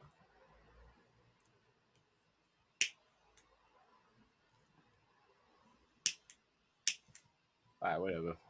He looks like he's there, but I can't hear a word he's saying. In them, due to our imperfect... I think you're muted. ...understanding of the sentiments, the habits, and even the surroundings of the ancient man, corrected. That human races have preserved their ancient traditions is undoubted, though some or many of them may have become distorted in course of time, and it is for us to see if they do or do not accord with what we know of the ancient man from latest scientific researches. In the case of the Vedic traditions, myths, and beliefs, we have the further advantage that they were collected thousands of years ago and handed down unchanged from that remote time. It is, therefore, not unlikely that we may find traces of the primeval polar home in these oldest books. If the Aryan man did live within the Arctic Circle in early times, especially as a portion of the Rig Veda is still admittedly unintelligible on any of the existing methods of interpretation, although the words and expressions are plain and simple in many places, Dr. Warren has quoted some Vedic traditions, along with those of other nations, in support of his theory that the Arctic regions were the birthplace of the human race. The birthplace was the human race. All right. So that's done with that. The Arctic regions could be the birthplace of the human race. Okay. Now we're getting to. Let me see. Where were we at? We were looking at this picture. Hold on. Let me get back to that. Let's get back to some more pictures of the Taurus field real quick.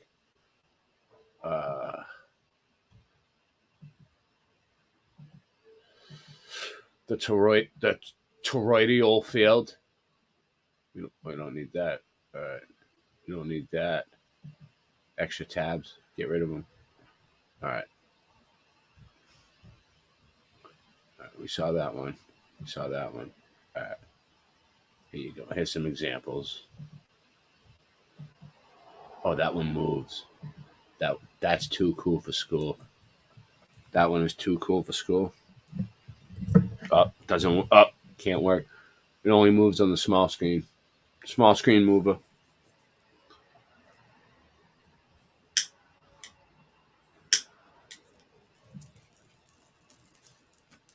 Whoa.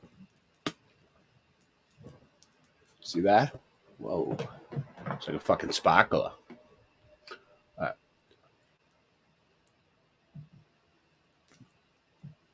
I'm trying to get down and hit a joint at the same time. Crazy. Here you go. Toroidal magnetic field.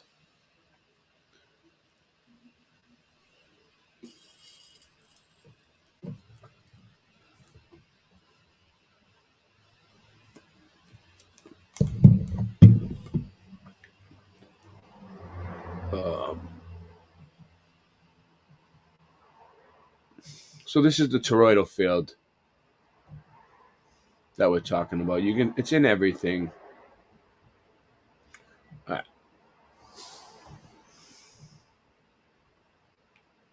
It's different chakras, different levels. It's energy. So I remember that symbol. It is the symbol. AUM. Oh, okay. Mantra. Or OM. Can you do one? Can you show us? Can you demonstrate for us a mantra? An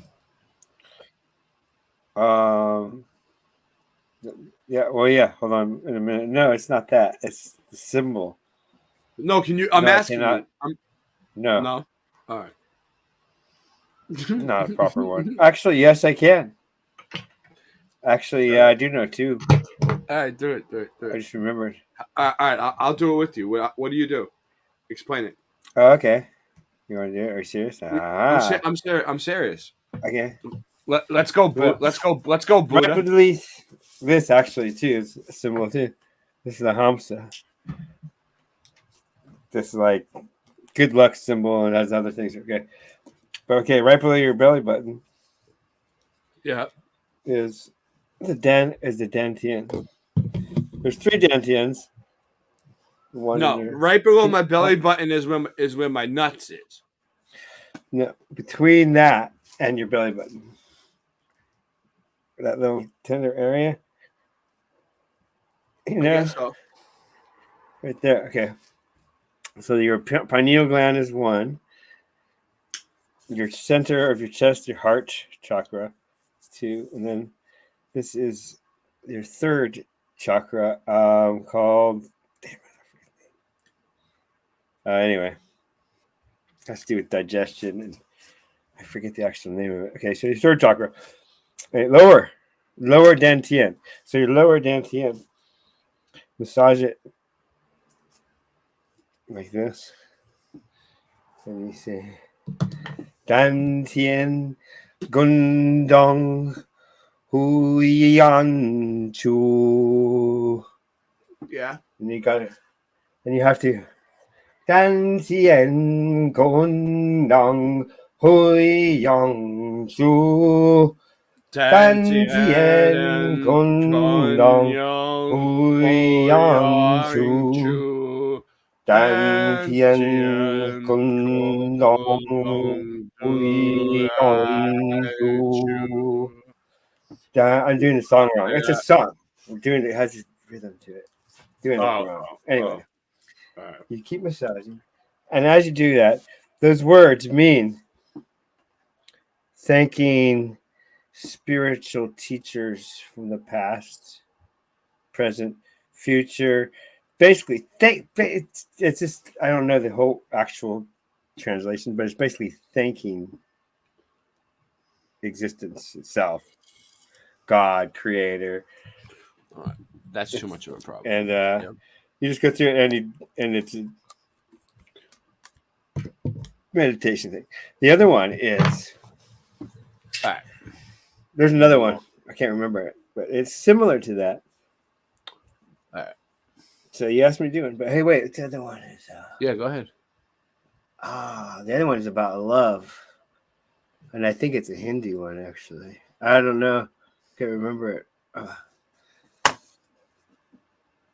have to look it up now. Yeah. Oh wait, hold on. I'll look it up really quick too. Ha ha ha. Where? Dan Tien Gong Dong. Holy, I'm even saying it wrong. What was this? Hold on. You gotta sing it right and say it right. Email that claims to be. Then did I already play this? Think right. But I'm not really into that stuff. I'm more into just doing exercises and stretching and concentrating on inner growth. But I do know about it. Here we go.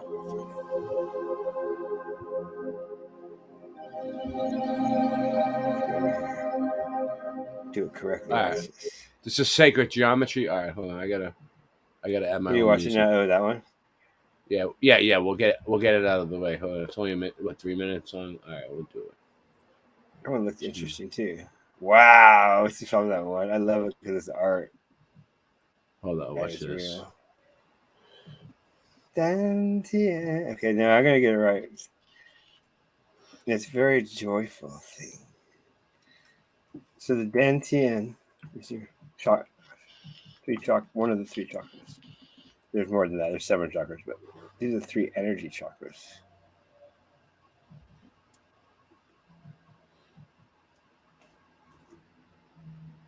I think I missed it. Hold on.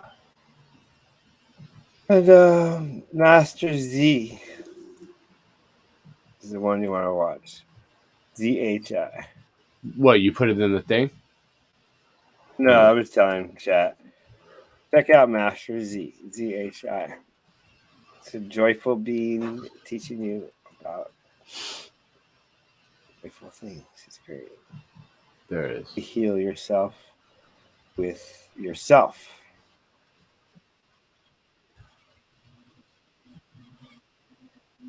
And I am just beginning to study the past couple years.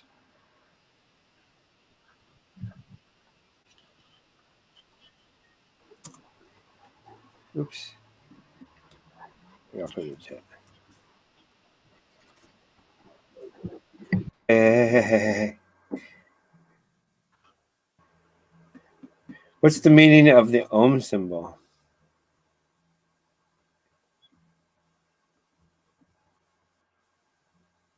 See, all this stuff comes up when you look up toroidal field.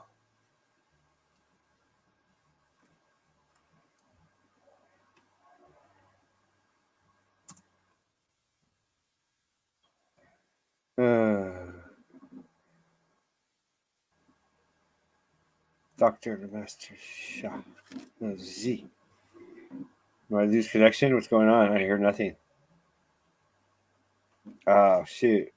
Is it me? I can never tell if it's me or you. I don't hear anything. So it could be me, it could be you. I don't know.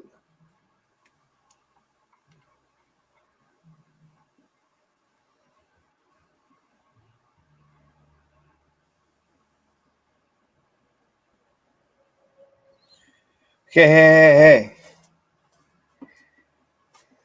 No, you're right. You're right. I You're don't hear right. anything.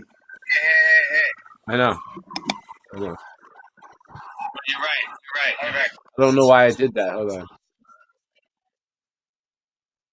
No. It should have worked. Hold on. StreamYard busted my chops.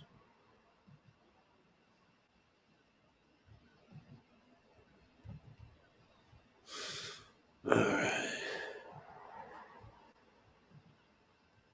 Redo.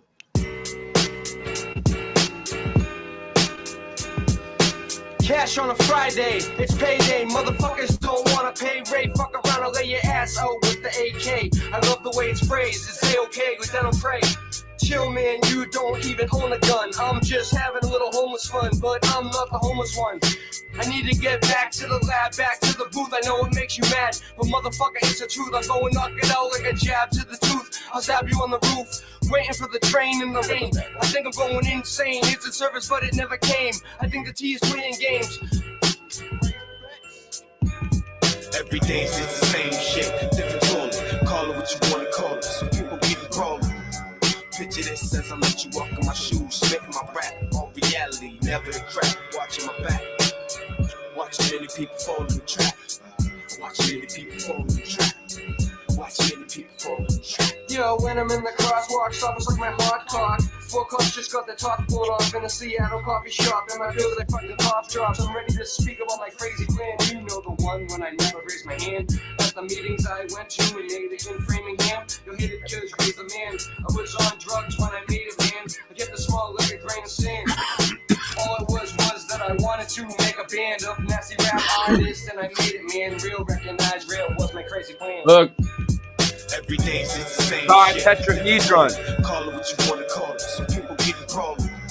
Picture this as I let you walk in my shoes, spitting my rap. All reality, never the crap. Watching my back. Watching many people fall in the trap. Watching many people fall in the trap. Watching many people fall in the trap. Did it for your John, here we are, did it. Did it, did it, did it, did it, did it, did it for your John, here we are, John, did it, did it for your, did it for your, did it for your John, here we are, John, did it, did it, did it.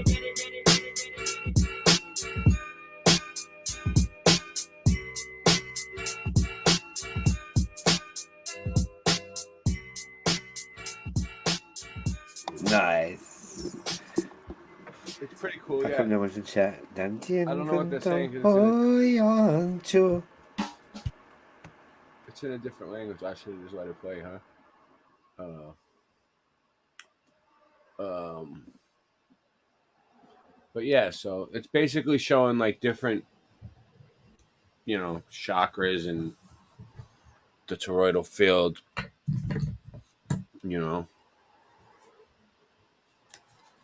Also, what? The toroidal field is what creates the Fibonacci sequence too, right? Am I wrong about that? Well, let's show you something. Yeah, I saw the numbers come into play because this is basically the matrix of sorts. Okay, I gotta turn things. Yeah, I'm having very technical difficulties, and it's getting late. I'm gonna probably. All right. What are you saying? You're taking off? I still got a lot to cover. All right. All right. Let me see. All right.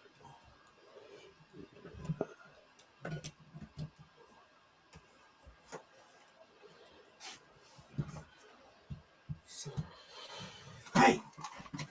I need a 2-minute break anyway, but let me see.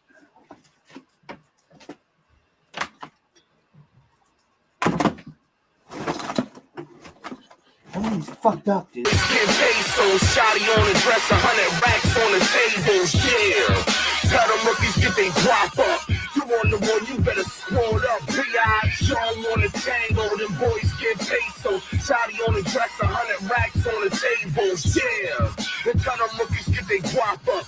You on the one, you better squad up. B.I. Pause till paper boy, getting that Keela money. They got on blast, fuck around and Keela cut them. Peanut butter like butter leather bucket seats, vanilla polo fitted to match. I'm a fucking beast, last ski in the 6-speed. And you screaming fuck the police, baby, I'm from uptown. Never was a hustle with, peep it. Every day I'm getting lifted. 100 blunts in my lungs, 100 proof in my system. 2 girls, 1 vicious. That's just how I'm living. Getting 4 faces by 2 Gemini bitches. Onslaught of gutters, we stunting and something tinted. I had Maserati dreams, now we winning. Yeah.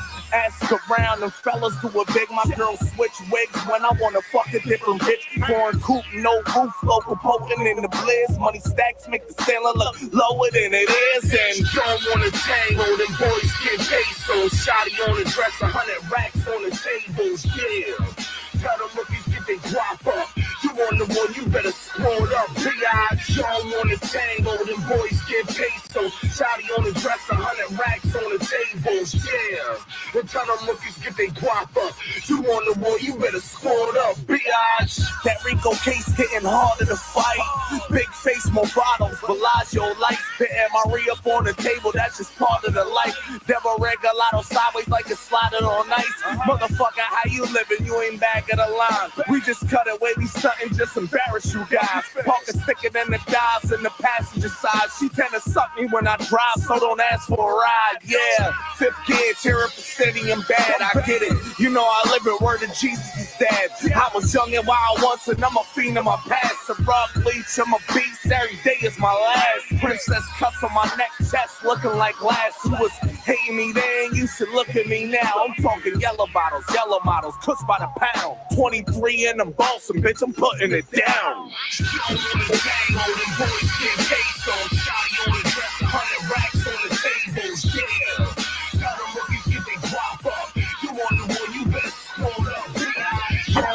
Tango, them boys get pesos. Shotty on the dress, 100 racks on the tables, yeah. Then tell them rookies get they drop up. You on the wall, you better squad up, bitch.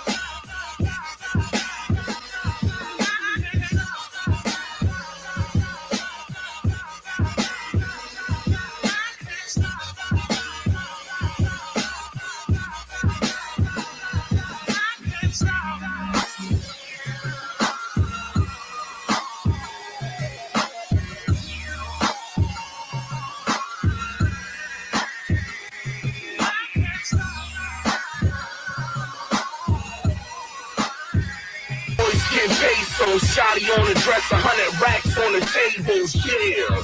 Tell them rookies get they drop up. You on the one, you better squad up. B.I. Sean on the tango, them boys get pesos. Shotty on the dress, 100 racks on the tables, yeah.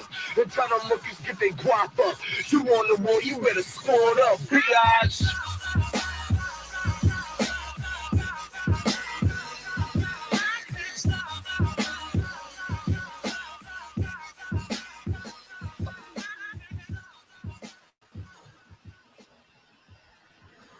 So the Fibonacci sequence shows up in nature everywhere. And it's like in the seashells, and I'll show you.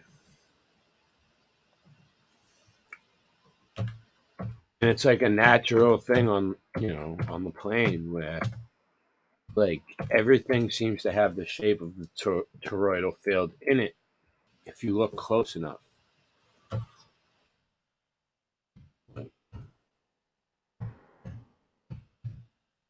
Let's see.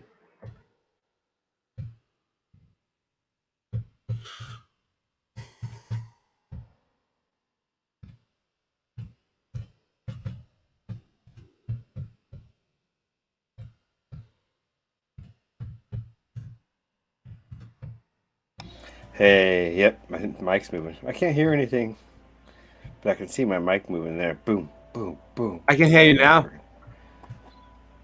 I can hear you now. I couldn't hear you before. Hey, McFly. Hey, McFly. So it goes like this. Fractals, Fibonacci sequence, the golden I have peanut butter in ratio. my throat. And I cannot hear Ray. You can't hear me now? Well, I can hear you. I cannot hear Ray. Well, that's your problem because I can hear you. It's probably just me, huh? Yeah, it's you. I can hear me because everyone else hear me. Jesus. So, like, look, you see what I'm saying? Like, look. It's the toroidal. It's the field. The toroidal field that creates this. That's fake. This is fake. That's CGI. The rest of these might be real, but they're just examples. They just see how they throw the real shit in there with the fake shit and try to like freak you out. Look, Fibonacci sequence, toroidal field created by the This is proof that the toroidal field is real. There you go. This is proof that the toroidal field is real because it happens in nature, naturally. We don't do it. Which is also kind of proof that the ether exists too. If you really want to get into it, that's fake. In the corner, the galaxy thing is fake.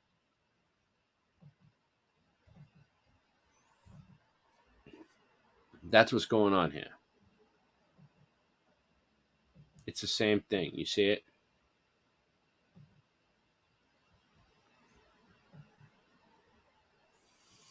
I just wanted people. I'm just pointing it out because we're gonna get a little bit deeper into this. See, so like the Earth might have some sort of field, energy field around it, like this, emanating from the center, and Yeah. like a donut. Oh yeah. So okay, I got something on that. So donut Earth. Look, seashells. Like I was saying. So that is the AUM. Yo, you see this seashell right here, Singe? Do you got seashells like that around your way? No, I don't have any. I went down to Dominican Republic, and they had them. I grabbed one from a shell, just like that. Let's see. Dang it! I lost my stream. We were there. Just I have one like that from Myrtle Beach. Oh, you did? So you found one like that? So you know what I'm talking about? Yeah, I found a lot of Myrtle Beach. Oh, they have them all over the place at Myrtle Beach.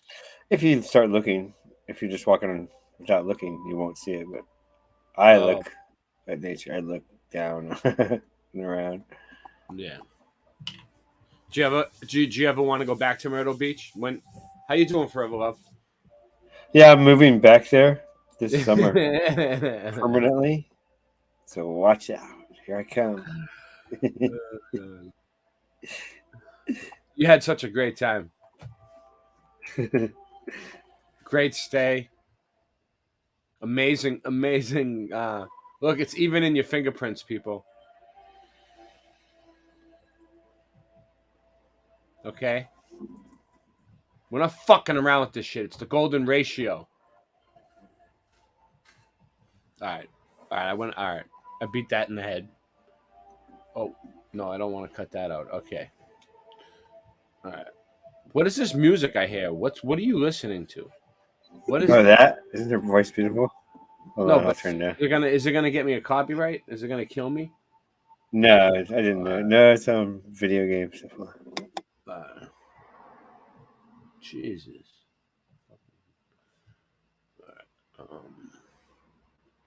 All right, so I have a whole bunch of stuff. Let's bring it all up. We'll leave that there. Get rid of that. Okay, let's see. I got that. Did I already look at this? Hold on, guys. Yep. Start the second one. I don't even have the game, but I downloaded the music.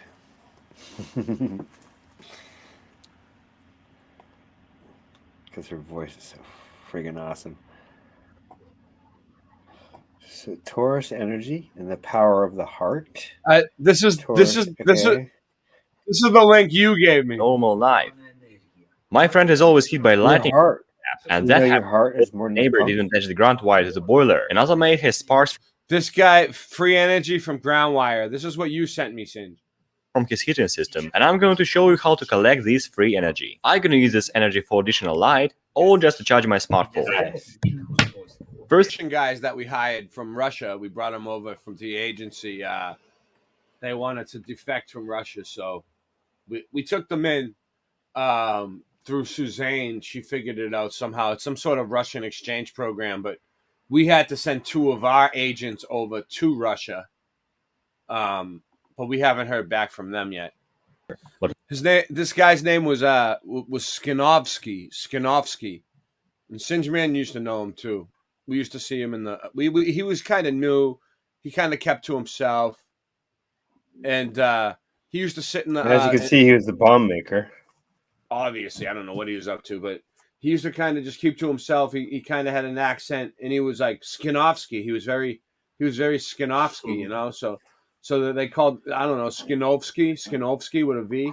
But I don't know. I'm sorry, I mispronounced it again. But yeah, he doesn't like it when you call him Skinovsky. He likes he prefers Skinovsky. And one day we got the other one's feminine, and the other one's masculine. And one day, me and Sinj was sitting there at the lunch table, and he was kind of like this guy was kind of sitting in the corner, in the corner, and Sinj Man was making himself a nice microwave veggie burger, and it was all good. I was eating a bag of chips. I was kind of microwave ever. I remember I was kind of broke that day. I only had I haven't used a microwave in 10 years. I only had 50 cents in my pocket. That 50 cents that I had left in my pocket, so I bought myself a bag of chips. I bought myself a bag of chips, and I was sitting there, and Sinj was eating a microwave veggie burger, and this guy Skinovsky was sitting there. And, it was kind of like a little strange. Yeah, it was a little. All right, Skinovsky. All right. 1, 2. What's this? All right, what's this? Look at that. Can you see it? Am I sharing it? No. All right.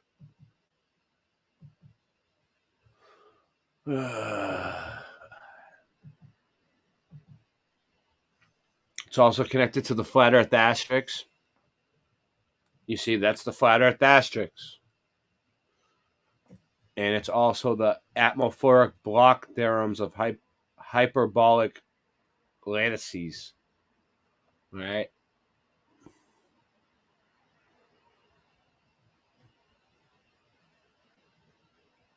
You see? Haskell's triangle.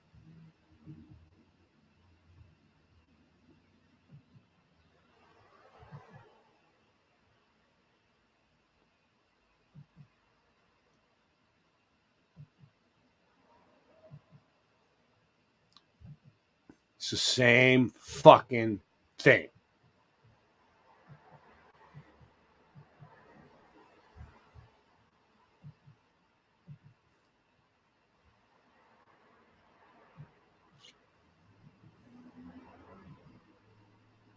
I don't know. We might be getting too out of control now. All right.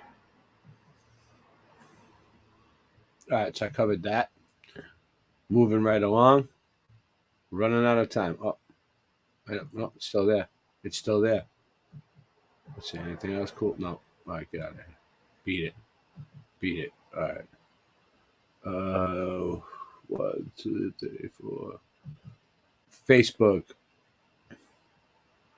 I'm not logging in. Resident Science Foundation. Theories of every actually, no, that's bullshit. All right, no good. That wasn't what I found anyway. That was a different one. Toroidal field from the Physics Britannica, the encyclopedia. Rotation axis creating a large toroidal field lying in planes perpendicular to the... Yeah, so they're saying it has to do with the rotation of the Earth, but it's not. Since the conductivity is not perfect, the toroidal loop may diffuse through the fluid, disconnecting itself from the original... Whatever. At least they're admitting it exists. A tokamak is a toroidal magnet confidence system in which the plasma is kept stable. So yeah, so that's what I'm trying to say. So if the sky was plasma, which it could be, then it could be projecting the sun, moon, and stars and all that, like almost like a TV screen kind of, but not a literal TV screen. Oh, you guys can't see it. I wasn't even sharing. What happened to get back in here? What the fuck are you? Yes. Now, okay. Now that I've said not a real TV screen, right? However, I got thinking about it, and maybe I was completely wrong. Look, you know, this is what I'm trying to tell you. Not like our glass, but well, look, that's what I was trying to explain. This is what I've been trying to explain to you all day. Like you can tell, or is it look, all right. It's confusing, man. Creating a large toroidal field lying in planes perpendicular to the rotation axis. So first of all, it says rotation axis, which is probably the globe axis, right? But who knows? Creating a large toroidal field, one lying in planes, so it's a field of planes perpendicular, so they're all side by side planes to their rotation axis. Since the conductivity is not perfect, the toroidal loop may diffuse through the fluid, disconnecting itself from the original poloidal field. This process is called the omega effect. They used to call me the omega effect back in high school. A tokamak is a toroidal magnetic confinement system in which the plasma is kept stable both by an external generated donut-shaped magnetic field and by electric currents flowing within the plasma. Since the late 1960s, the tokamak has been the major focus of magnetic fusion research worldwide. So it's magnetic fusion, has two components, the fusion reactor, a toroidal component, so it makes fusion reactors, magnetic fields, a vector field in the neighborhood of a magnet or electric current, or change in electric field in which magnetic force is observable. So it's like magnetic fields exist, you see? They're real. They can use it for power. You know, they can use magnets for power. I'm not going to read this whole fucking thing. Magnetic field strength, the Lorentz force, and then it gets into more Earth. Yeah. Here it is. Earth's magnetic pole. It's funny how it shows a flat disk on here. Map of Earth's northern polar region, marking known North Pole. This is a map from 1900 in the encyclopedia. Pretty good. Pretty good. And it's got all this.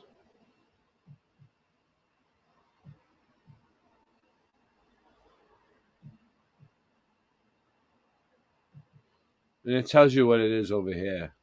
Topology of Earth's magnetic field during the expansion phase of magnetosphere, whatever. Yeah, that's a globe, but whatever. It's not. It's flat like that. All right, let's go. All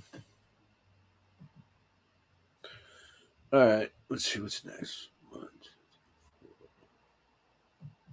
Check this out.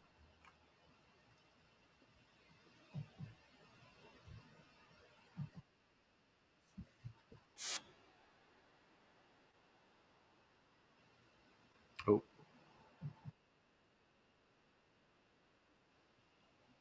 Oh, you can't see it. Can't see it. All right.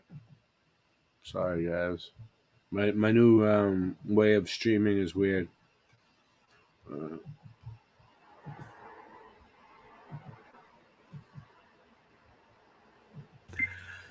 Hi, welcome to this channel on magnetic energy, technology, principles, applications. This video is about magnetic energy and the toroidal dynamics, toroidal field dynamics, and as I like to incorrectly call it, toroidal.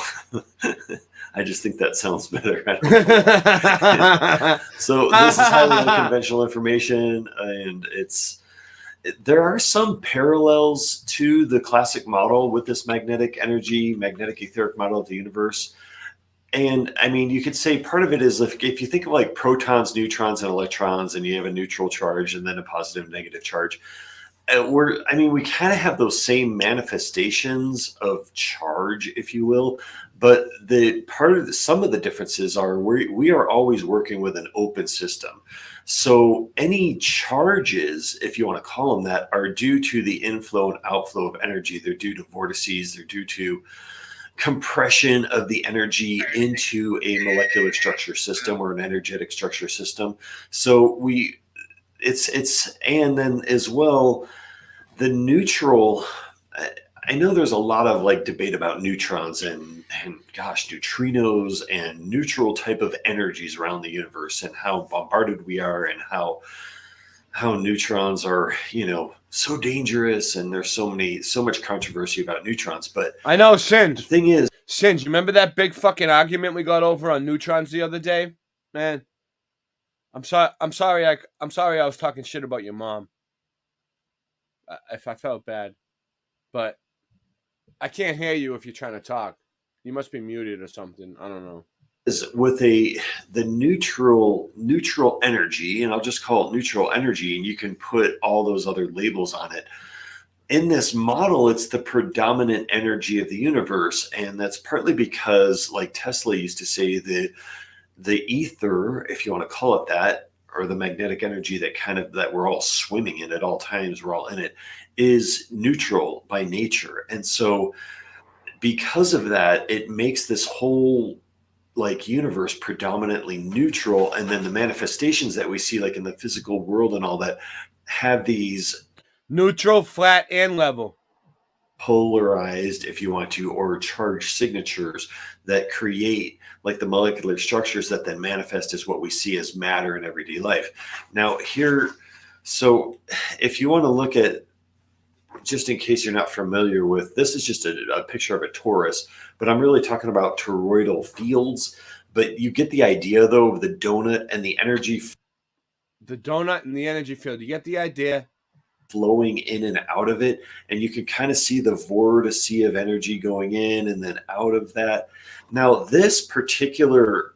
Welcome, Scott. You're late. We've been getting into all that. We're getting into all that. Image would not, this would be like a theory. Scott, I sent you the link too, by the way. I texted it to you. Theoretical image. So like this wouldn't necessarily exist in nature. In the magnetic model, we would say like this is almost like perfectly neutral. So like the inflow and outflow equal each other, and then that produces what we would call a neutral manifestation of a toroidal field. And these types of like neutral fields exist everywhere from a deep a subatomic level all the way up to really galactic and even a universal level. In this model, this would be the basic shape of the universe that we live in. And so the reason I would say that this is only theoretical is because as far as like in this model, this would be the shape. You know what I mean? Like I think he knows. As we know, and as far as we've been told, there's never really, at least in our knowable universe, a 100% neutral manifestation of anything. And so there would be all Singe, why don't you just turn up your mic and talk? Kinds of energetic signatures, resonant signatures, elemental signatures, things that are influencing that. So let's talk just for a second about some of the dynamics of the toroidal field, like in this magnetic model. Now, so the inflow and outflow, like monitoring that and basically the volume of that energy is really critical. The pulse rate of the toroidal field or the toroidal field is really critical because the pulse rate can determine so much of what it's doing, like what elements it's interacting in, where it's moving to, like how it's like what's happening with the dynamics of it. Of course, the elemental or energetic or resonant signatures, if you want to call it, would be embedded throughout the structure of this. Now, this would be an inflow, outflow of energy and a counter rotating. So, all right, we just went over that. All right, cool. Thank you. Thank you for your help. Yes, I'm not making changes. Fuck you, site's making changes. All right, one. Let's see. We had him. What's this one?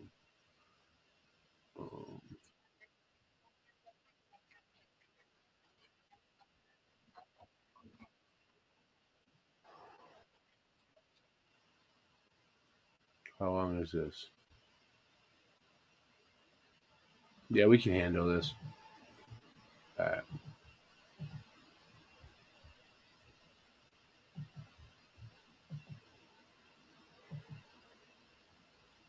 Can about the North Pole and how to survive up there, and found this book. It's 30 Years in the Golden North. It's written by Jan Welzel. And Jan Welzel spent 30 years up near the North Pole in the early 1900s or 1800s, because this book was published in 1932.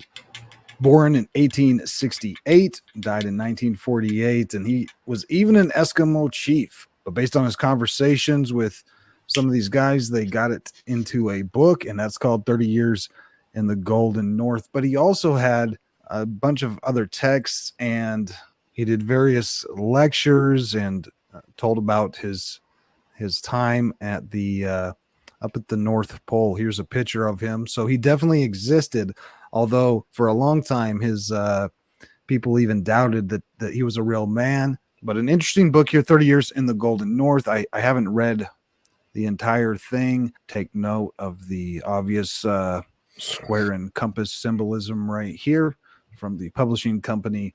But 30 Years in the Golden North, but a lot of interesting information about the far north, Siberia, and Eskimos. He, of course, crossed over the Bering Strait into the Inuits area. And this one is a small tale from the far, far north. And it's about this guy's travels. No one knows for sure whether the hero of this book really existed, but I believe he did. His name was Jan Welzel, and he was the folk hero in my native Czechoslovakia. When I was growing up, his tales and breathtaking Arctic journeys inspired me and countless others to dream of similar adventures. He traveled without a map, adjusting his route according to information he picked up along the way. And when he reached a river, if there was no bridge, he would build a raft to get him and his horse across. When he got closer to the polar region, he traded his horse for reindeer and a sled. Like Robinson Crusoe, he met every obstacle and problem with a solution, and after 3 long winters, he reached the Bering Sea and St. Lawrence Island. Here is a... One day we'll get a reindeer and a sled, Singe. Put that up. Tell Suzanne to put that on the list. Fragment of Jan Welzel's story. Is it a tall tale? I have my doubts. Let's see what it says. Oh, misery, there must be a better life than this. I'm going to find it. So Jan Welzel, as a boy, is not happy with society, and he's taking off to the North Pole. I can sure relate to that. I've bought a horse and a cart, tools and hunting gear, food and provisions, and I am heading for the far north. Once again, this is exactly what I've just finished, except I don't have a horse. I have a sled. But here he is leaving from his area here and following the path to the northeast up into Siberia. And quite a cool book. I thought at first there was a cipher up here, but it's his inventory of everything he took with him. So he brought 1 cart and 2 axes, and he's got 1 shovel, all these different items cataloged. And looks like he's gone past Babylon, and he is in the area of the Tartarians, more or less, and getting closer and closer to the Bering Strait, which is right here. And then of course, up into the Arctic and the North Pole. I'm heading for the far north. And he had to trade his dear horse for a reindeer and a sled, and it was a tearful goodbye. And this one, all kinds of small, intricate details and drawings explaining some of the events of the story as he finds a cave and makes a good home. And he might have gone too far north because he expected to find Eskimos here, but haven't seen another living soul, and he's very much alone. One day while checking my traps, I see a strange glow on the horizon, and I think I found gold, so I go eagerly towards it. And all of a sudden, I'm flying, and I end up stuck to the mountain with my sled, my traps, and all my belongings. Only now do I remember the stories about the magnetic stone, said to be some sort of a meteorite. You have to heat it with a bonfire to break its magnetic power, but I am alone, hanging head down under my traps and gun, getting colder and colder. A great drowsiness comes over me, and the Eskimos rescue him. They come pull him off of the magnetic rock and get him down into the cave where the shaman is at. And the Eskimos surround me with a trusting friendliness. I've never met such a kind people as the Inuit. And they're teaching me everything they know, and I'm learning how to live in the harsh climate. And wouldn't you know it, but The Eskimos. here comes the gold rush and the people looking for gold. I've seen that the Eskimos live in harmony with their surroundings, but I fear for them, for they are very trusting of strangers, and the strangers are coming with their guns and going to cause some problems. So he says, what can I do to leave my friends in peace? The glowing golden mountain. I shall show them the way. And they think it's gold, so off they go. Jan Wessel stayed in the Arctic for 30 years, traveling throughout Alaska, northern Canada, and Siberia. At some point, Wessel and his friends, including the Eskimos or the Inuit, started a trading company. Though I could not fully comprehend when I was young the Arctic world his books described, I could well imagine it and never doubted for a minute all of the adventures took place. And this being one of them, that Jan, the Eskimo Wessel, who spent 30 years north of the North Pole, said that he found the magnetic mountain near the North Pole. And his gravestone is in Dawson in the Yukon Territory, bearing the name Jan Wetzel on the date of his death in 1951. He was born on August 15th, 1868. And that is the very quick summary of Jan, the Eskimo Wetzel's story. Definitely a real man, but whether or not he found the magnetic mountain of the North, I don't know. I don't know either. Gut is a mess. Oh, no. All the probiotic we're taking is half dead. Whoa.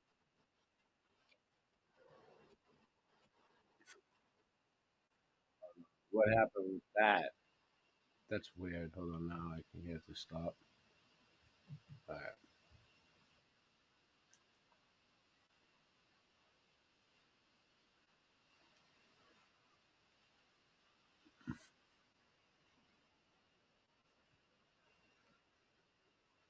All right, I'll save this one for now. That one looks good too. Okay, but I have more. All right, how do I get back to where I'm supposed to be at? Over here now? Wow, it switched up on me. All right, let me get a whole bunch of them up in a row. Give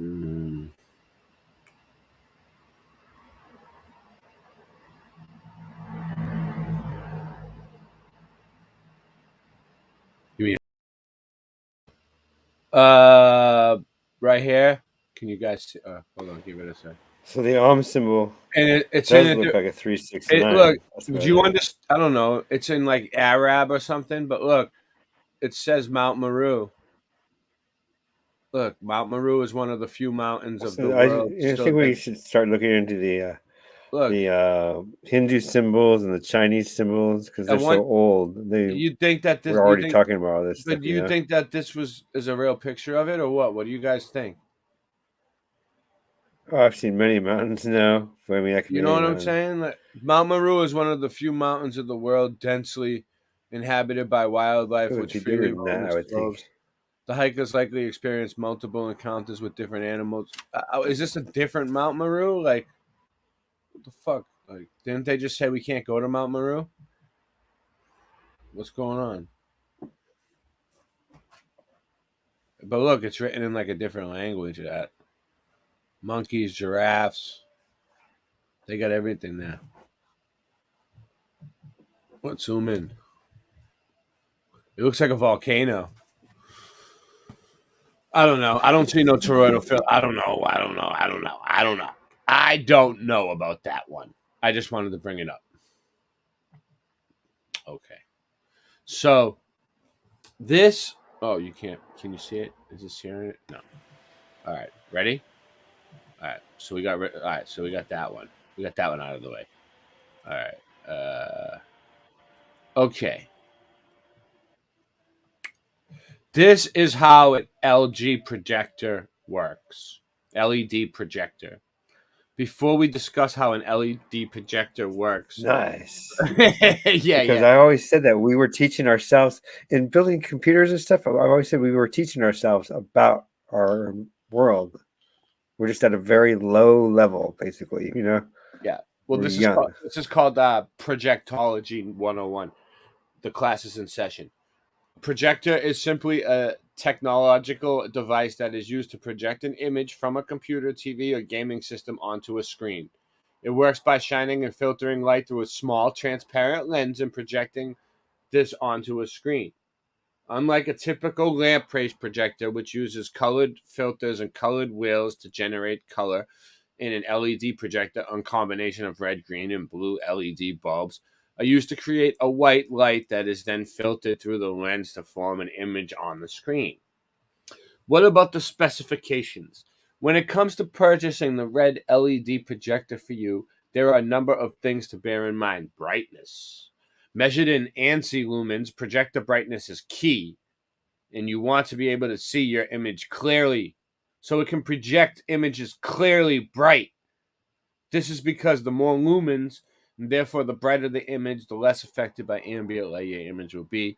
If a projector has a low number of lumens, you'll only be able to see the image in a dark room as any other light. So if it's low lumen, when it's dark, you'll see it. When it's light, you won't. Typically, if you're looking for a great picture for outdoor viewing, a good brightness for a projector around 200, 3,000 lumens. So they already know all about this shit. In order to create the right image size, you'll need to properly calculate your throw distance and figure out your model, and you'll need and lie to everybody and tell people the sun is 93 million miles away and blah, blah, blah. Standard throw, aspect ratio. All right, they got it all down. Okay, you get my point. All right, moving along. I'm trying not to take too long on each one, but okay. So that's how they could project things. Okay. Now let's see. This one. No. Now, planetariums are a real thing.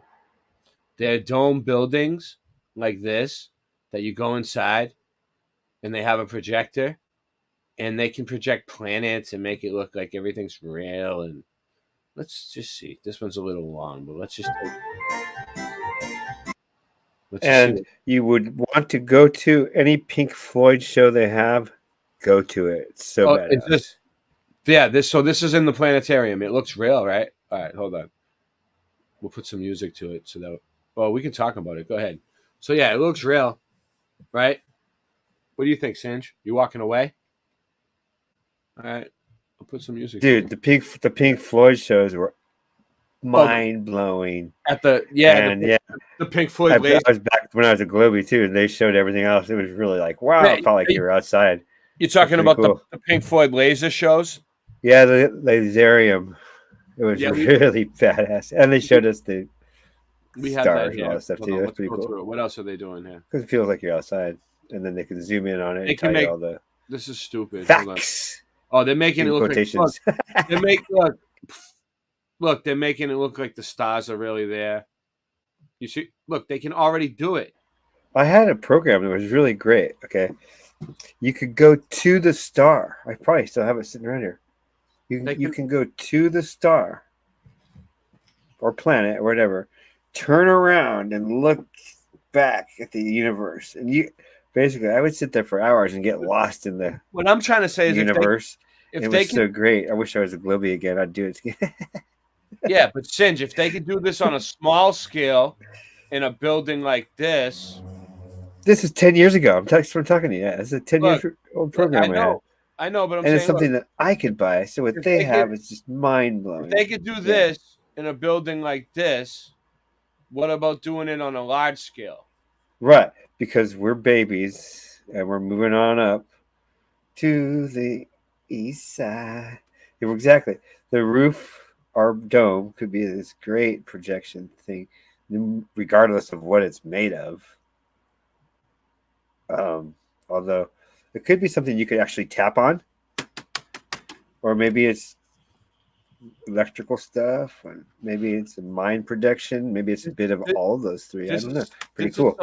This is something that that was pretty cool. Toroidal Zodiac, the North Star, Mount Meru, and Mary Magdalene. So this is connected to the Bible.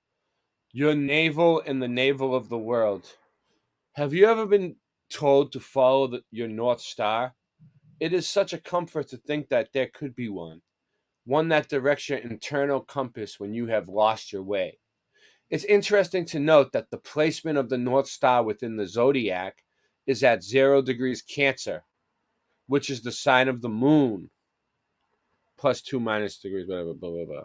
The moon is the natal chart, represents a comfort as well as calling that pulls you forth in life. Sounds a lot like notion of the North Star.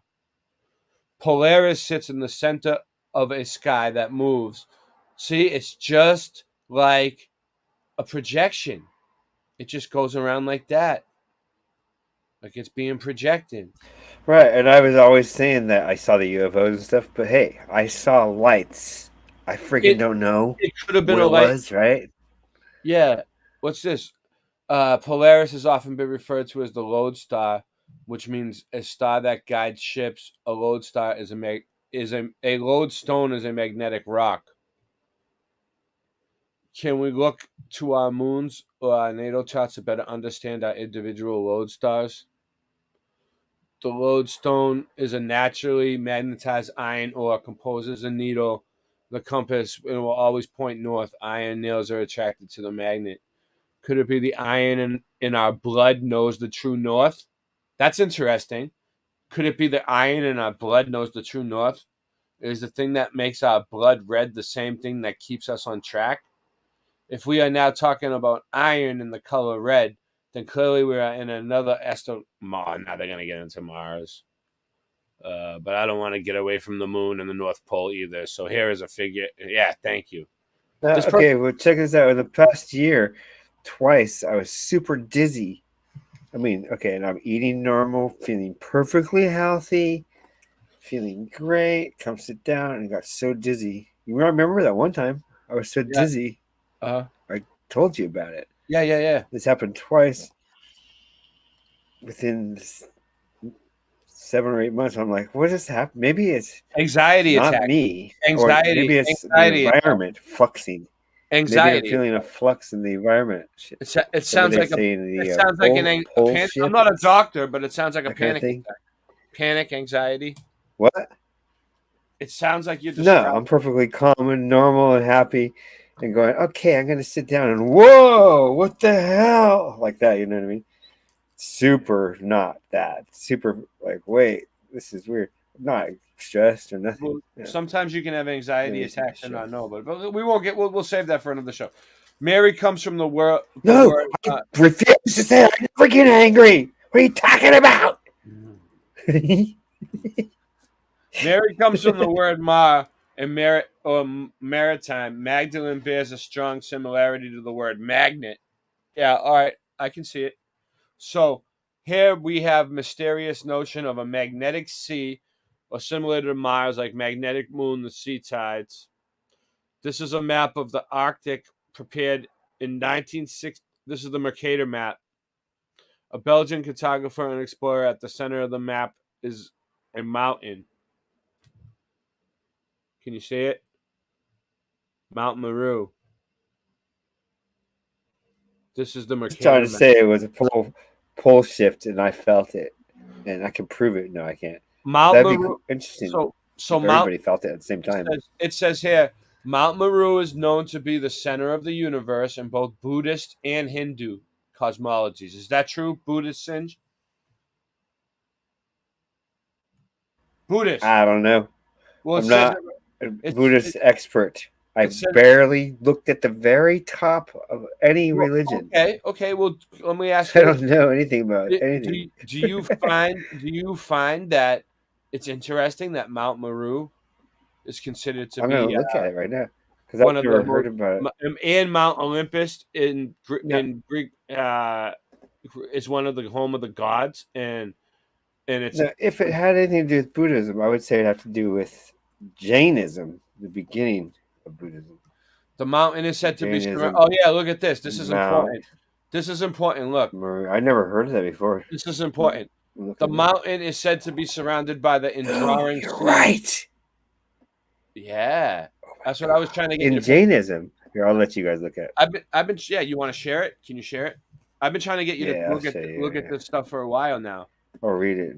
And Jainism is the oldest religion, maybe, right? Are you gonna share it or read it? Oh, One of the oldest. One of the oldest that we'll say one of.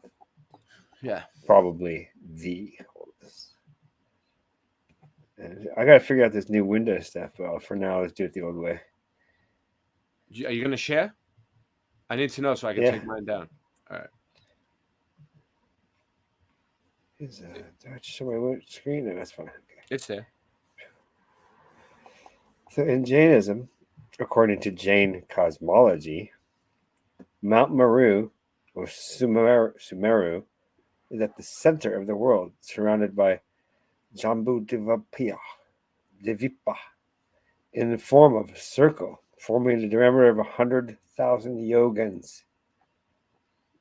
That was your nickname in high school, Yogan. Yeah, it was Yogan. They used to say Yogan. Yogan. Yojan. There are two sets So of there are two sets of suns, the and moon and moons. stars revolving around Mount Meru. While one works, the other set rests behind the Mount Meru. Wow. The black sun. The In black sun. Buddhist, Hindu, and Jain beliefs, it is sacred. Oh, dude, I know some Sikh. I wonder if they believe the same thing. I'm going to talk to them about it. They're cool. They didn't bother me. Okay, we'll go back to here. That's very There's interesting. There's these Sikh near me that run a gas station. Yeah. And for the past 3 years, I've been going there. From the very beginning of the stuff, they never bothered me about anything. The whole time, they were cool, rubbing elbows the entire time. So All right, I so kept look at going this. back there. Their prices are a little bit higher. I was willing to pay twice that amount. I didn't care. They were great. We can talk about that Sikh. later. We can talk about them No, later. it had to do with what we were talking about. I'm done talking about it. It was completely connected with what we were talking about. I understand that, but I'm trying to read this for 20 minutes. This mountain is said to be. I'm running out of time.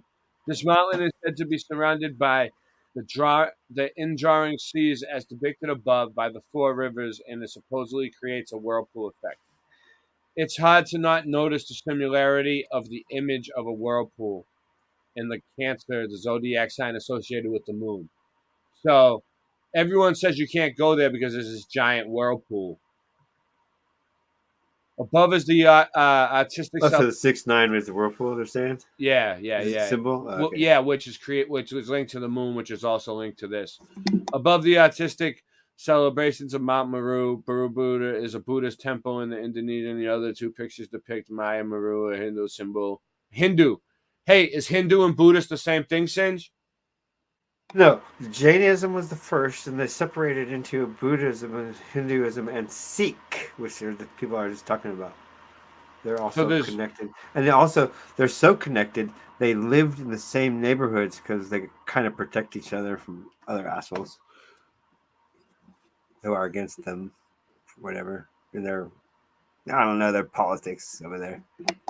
So there was supposed to be a Buddhist temple there in Mount Meru, maybe. I don't know. Magdalene's Absterjot that is nearly pictured with her bears is striking similarity to Mount Meru. Oh, but I do know enough of the politics that when I mentioned that to the Sikhs, all, yes, you are 100% correct, my friend. Just like that. You are 100% correct, my friend.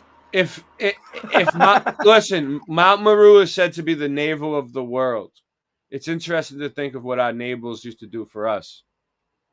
It was the center which received the indrawing sea of our mother's blood, saline, sea-like. These days, we don't give too much thought of belly buttons. I mean, this is great. How does it serve us? How about the fact that it's placed in the front of an electric nervous system, otherwise known as our second brain? This brain is associated with rational. Did you know that your belly button was your second brain? Hey, buddy, you don't talk to me like that. Hey, buddy, my friend, I don't give a fuck what Einstein has to say. In my closing friend. time, Hey, buddy. I don't. I don't know the hell he Einstein's talks a like piece that. of shit. Hey, buddy. Okay. What's this? Mosaic graces enters some of the science building presents, big spots, original building. Why do I have this? Oh, because they haven't. This is another one that has a thing Can you inside. take care of your dog, please? Okay. Shut up, dude. Thank you. All right. So this is what I wanted to get to. The Dark Ages. Why the Middle Ages are the Dark Ages are the Middle Ages. Okay? Now,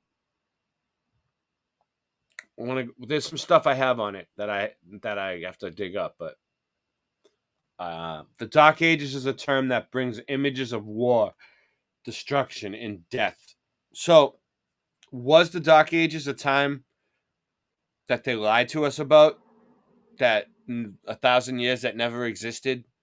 That everything was just dark, and for some reason, the projector went out at Mount Meru, and everything just went dark, or something went wrong? The Dark Ages, and it took them something a while to fix it. It's a term that brings images of war, destruction, and death, like the domain of evil character in a good fantasy novel. How did the term Dark Ages become synonymous with the Middle Ages, which we all know is bullshit? Maybe not completely dark, right? But just dimmer. Yeah. Maybe. You know what I mean? Not completely dark all the way. It's like dim. Look, history is full of people talking about how they are living in a dark time, in the age of light. It is an easy metaphor to explain that you are living in a good or bad times. It would be used again by the 14th century Italian poet Petrarch, who was a great admirer of the ancient Romans and Greeks. He would compare those times with his own and found that he wasn't very happy with the present day situation in one of the works he writes. My fate is to live among varied and confusing storms, but for you perhaps, if as I hope and wish you will live long after me, there will follow a better age. This sleep of forgetfulness will not last forever. This sleep of forgetfulness will not last forever. When the darkness has been dispersed, our descendants can come again in former pure radiance. His views will be taken up by other Italian scholars. By the 14th and 15th centuries, they were having intellectual and artistic boom and seeing themselves as following footsteps of the ancients. Raised Greek near oblivion, removed errors from Latin, cleared fog. They rescued Greek from their oblivion, removed errors from Latin, cleared fog from philosophy. So they crashness from theology, crudeness from art. These writers began, sounds like Masons. These writers began to see history as divided into three phases.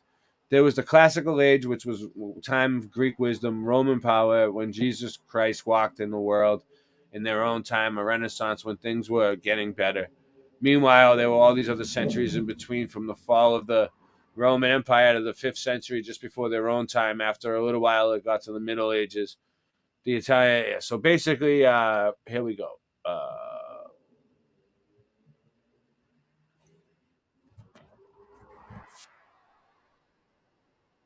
Hold on. I gotta share that. I think I wasn't even sharing that whole thing. Wow. Oh well, we'll get there.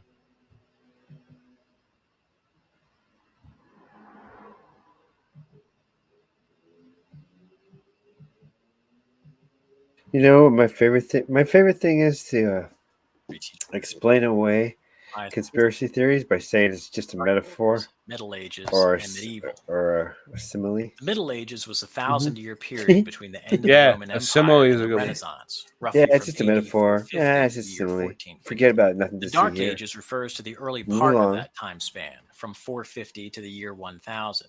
Of course, it should be noted that dividing history into rigid periods of time is purely artificial, and historians can reasonably differ on when certain periods began and ended, but the dates used here are typical. The word medieval means Middle Ages in Latin, which is why the terms Middle Ages and medieval can be used interchangeably. So, the term Middle Ages and medieval have the same meaning and refer to the same period of time, again about 450 to 1450. And the Dark Ages refers to the first portion of that period, from about 450 to 1000.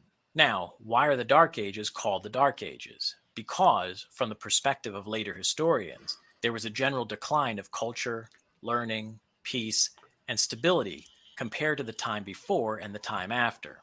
Romans were replaced by barbarians. Latin was replaced by Germanic languages or by regional dialects of Latin, which became the modern Romance languages, like French, Spanish, and Italian.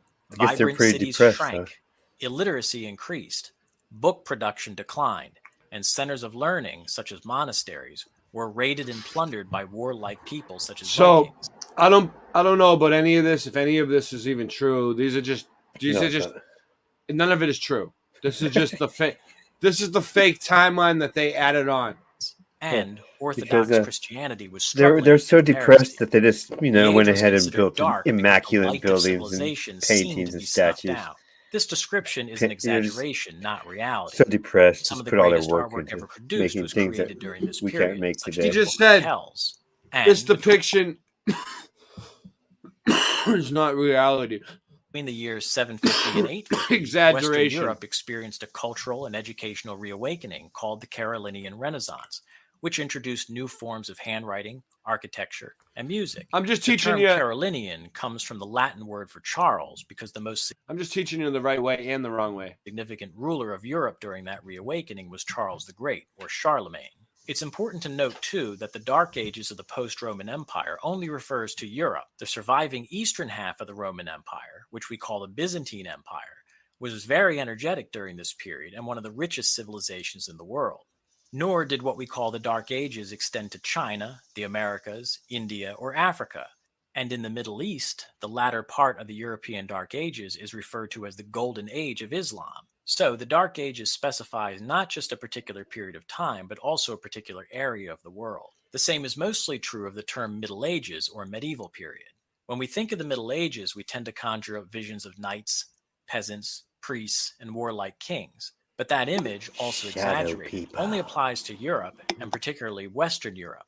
That cast of characters, in the way that we imagine them, didn't exist in China, Japan, India, Africa, or elsewhere in the world during the Middle Ages. So, for example, although we can refer to medieval China, because obviously China existed between the years 450 and 1450, China in the Middle Ages was nothing like France in the Middle Ages. The point being that the term medieval No one world did really anything, should they be just sat understood to be there. referring only to Europe. The And historical they periods of suddenly other learned countries how to have their do all own this stuff names for again. periods of time that are more reflective of Boom! their Oh, I know individual how to do it histories. again! Yay! Sometimes the entire Middle Ages is referred to as the Dark Ages, but that is definitely not accurate. The Middle Ages were a vigorous, productive, inventive time for Europeans. Universities were established, such as Salerno in Italy, the University of Paris, and Oxford and Cambridge in England. Science progressed, especially regarding optics, astronomy, and cartography. Technology advanced, including the introduction of the horseshoe, the horse collar, and the moldboard plow. The And I'm gonna combination go to of those bed now. three, along with a horse, Good night, substantially warriors. increased food production and boosted Europe's population. Eyeglasses and the mechanical clock were also developed during the Sorry for Middle being a pain Ages, in the among ass. so many other everyday things.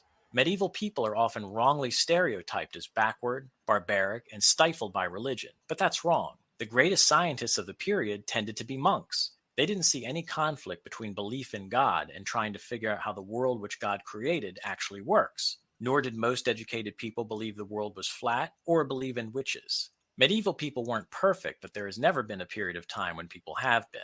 So, to recap, the Middle Ages was a period of time between about 450 and 1450, but it's a term most appropriately used to describe Europe. The Dark Ages refers to the first portion of the Middle Ages between about 450 and 1000. People describe them as dark because it seemed dark compared to the supposed glories of the Roman Empire and the later Renaissance. Finally, the word medieval means Middle Ages in Latin and refers to the same time period. All right, that's it for now. Thank you for watching and see you next time. All right. Good night. Yeah. Good night, Singe. Thank you for coming on. We're gonna keep it going though. I'm on the trail. I'm hot on the trail for what I was looking for earlier. Oh, he just changes the thing on me. Good job. Fuck you. Fuck you too. Singe.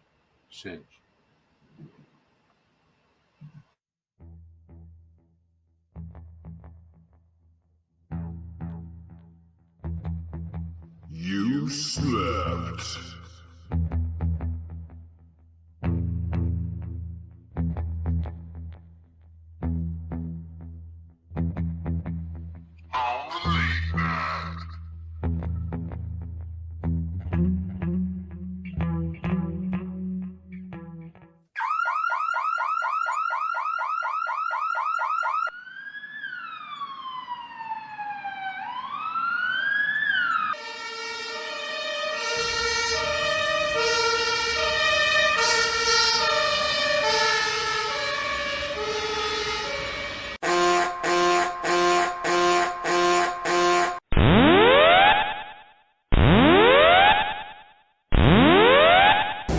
Warning. The self-destruct system has been activated.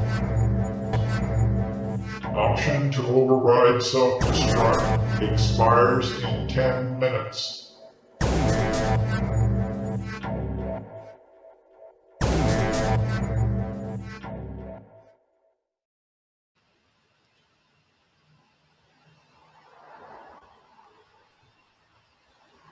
Hold on one sec. I think I got it. This is gonna be it, dude. The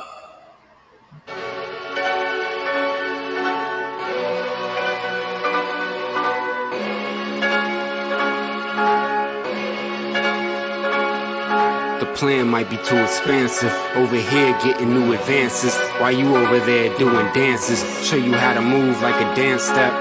A simple nod of the head could get your man slept. Foreign whip with a foreign bit, bumping foreigner. Shooter got a bag for a body like the coroner. Told him follow my lead, I'm the forerunner. In New Orleans, but I sound like a northerner. We the truth like Sojourner. Been out the loop like 4 summers. Back in the booth doing more numbers. Taking out any oncomers. You were smart, you get a song from us, bitch.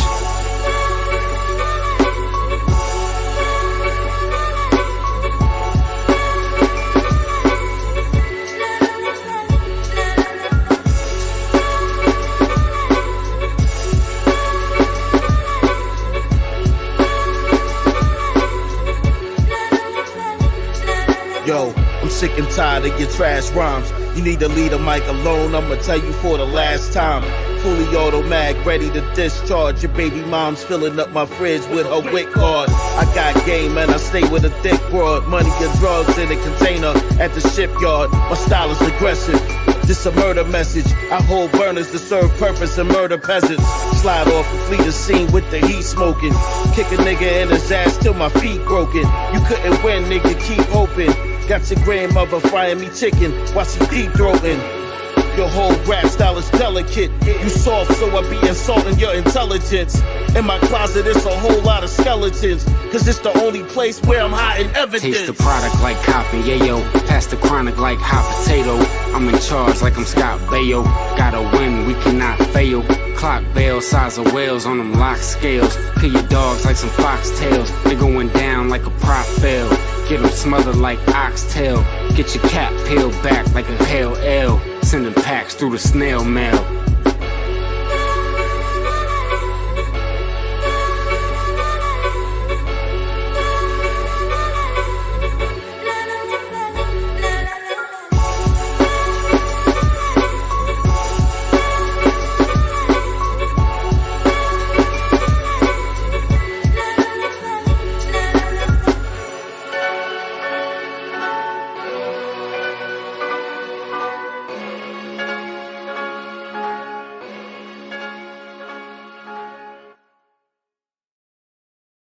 This just in, you can get indoor dome projectors for your house now.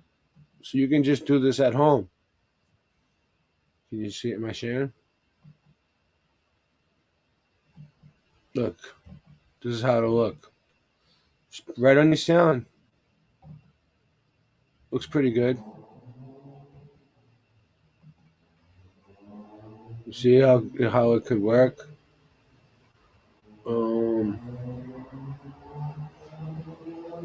I don't know. Look, that one looks like a flat Earth. What is going on here? I think that is a flat Earth. What is it? A rocket hitting the firmament and exploding? It's not curved. I don't know what's going on. I don't know what that is. All right. This is a projector. It's just a projection.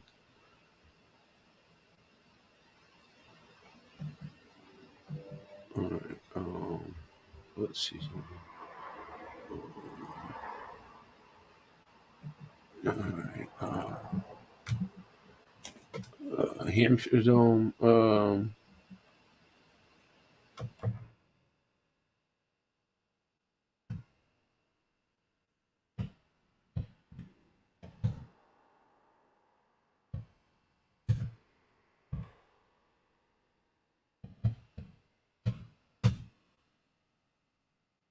Here we go. There's even more.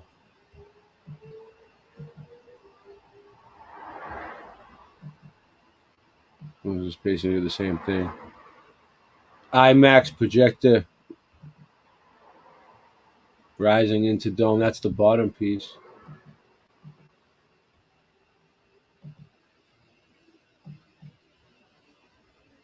Dome buildings.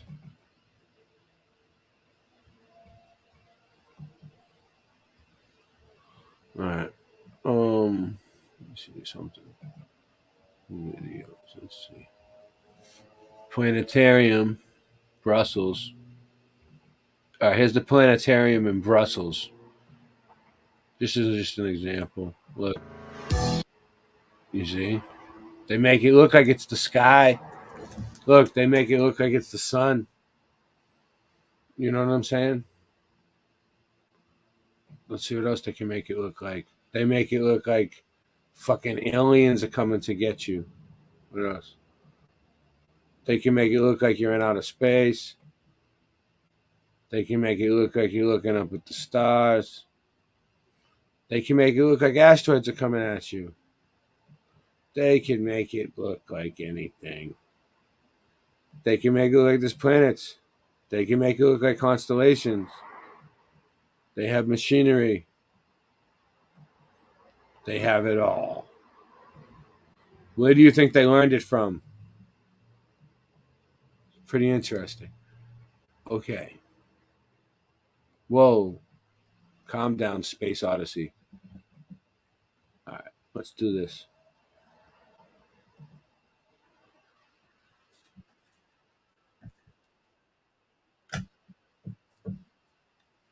Oh, you can't see it. You cannot see it. All right, let's go back. Again. Be a pain in my ass, Gina.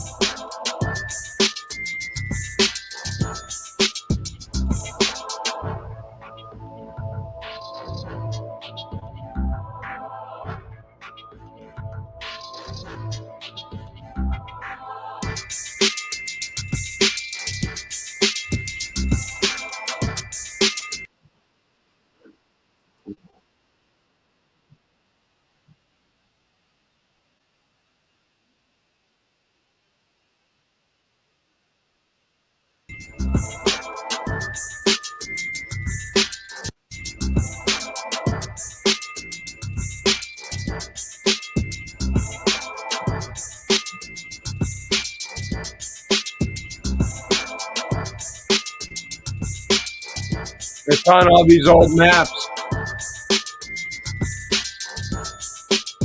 That's my favorite one.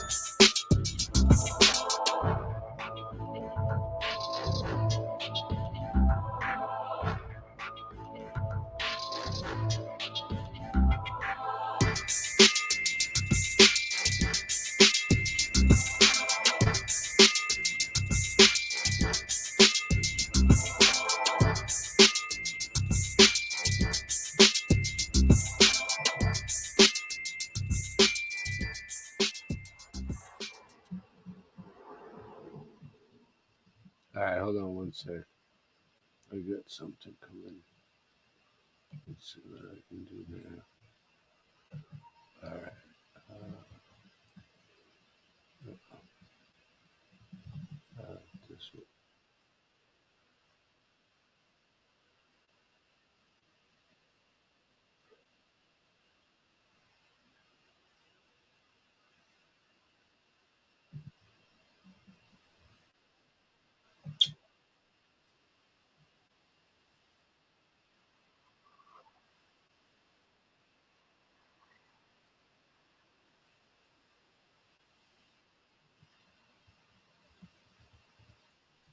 All right. So, real quick, I got all right. So I got videos of indoor projections, so you guys can see how a projector would work. All right. I got a whole bunch of them. So let's, and I need to take a quick break anyway. So let's just share the screen. Present entire screen. Boom.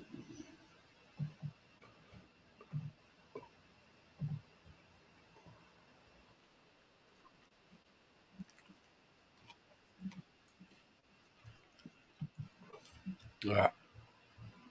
It's crazy, right? So, let's see what did I got. So they got 360 dome projections, dude. Abu Dhabi.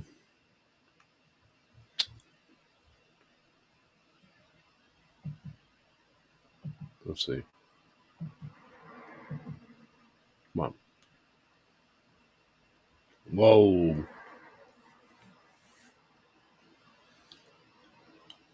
You guys see what I'm talking about? They can project anything. So, let me see if there's any more. I don't want to play too much of them. I don't know whose videos they are. I just play clips. Oh, I lost it, actually. Well, that sucks. Well, you get my point. You get my point, right? All right. At least you get my point on that one. Oh yeah, I think I had something else over here. No, not there. Over here. All right. Yes, I do.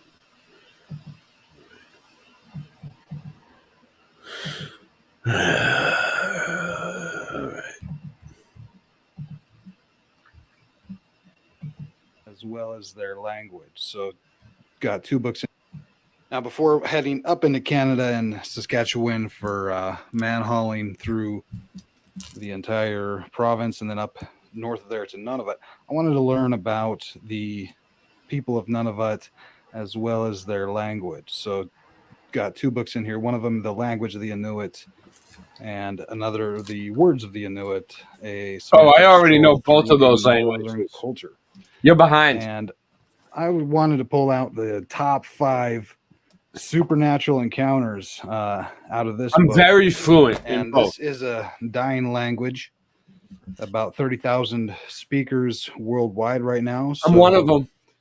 I encourage you to get on eBay or find these books. This one's available on Amazon. It's brand new, so really good book right here. But turning Squad to knows how to page do it too. 57 here. We call and speak It Inuit says all the hostile time. beings can be encountered along the shoreline, the Sina or the shoreline in July 1969 when visiting Killinick, which is right here on the map, all the way up at the northern point, a now abandoned village at the northeastern tip of Ungava Bay.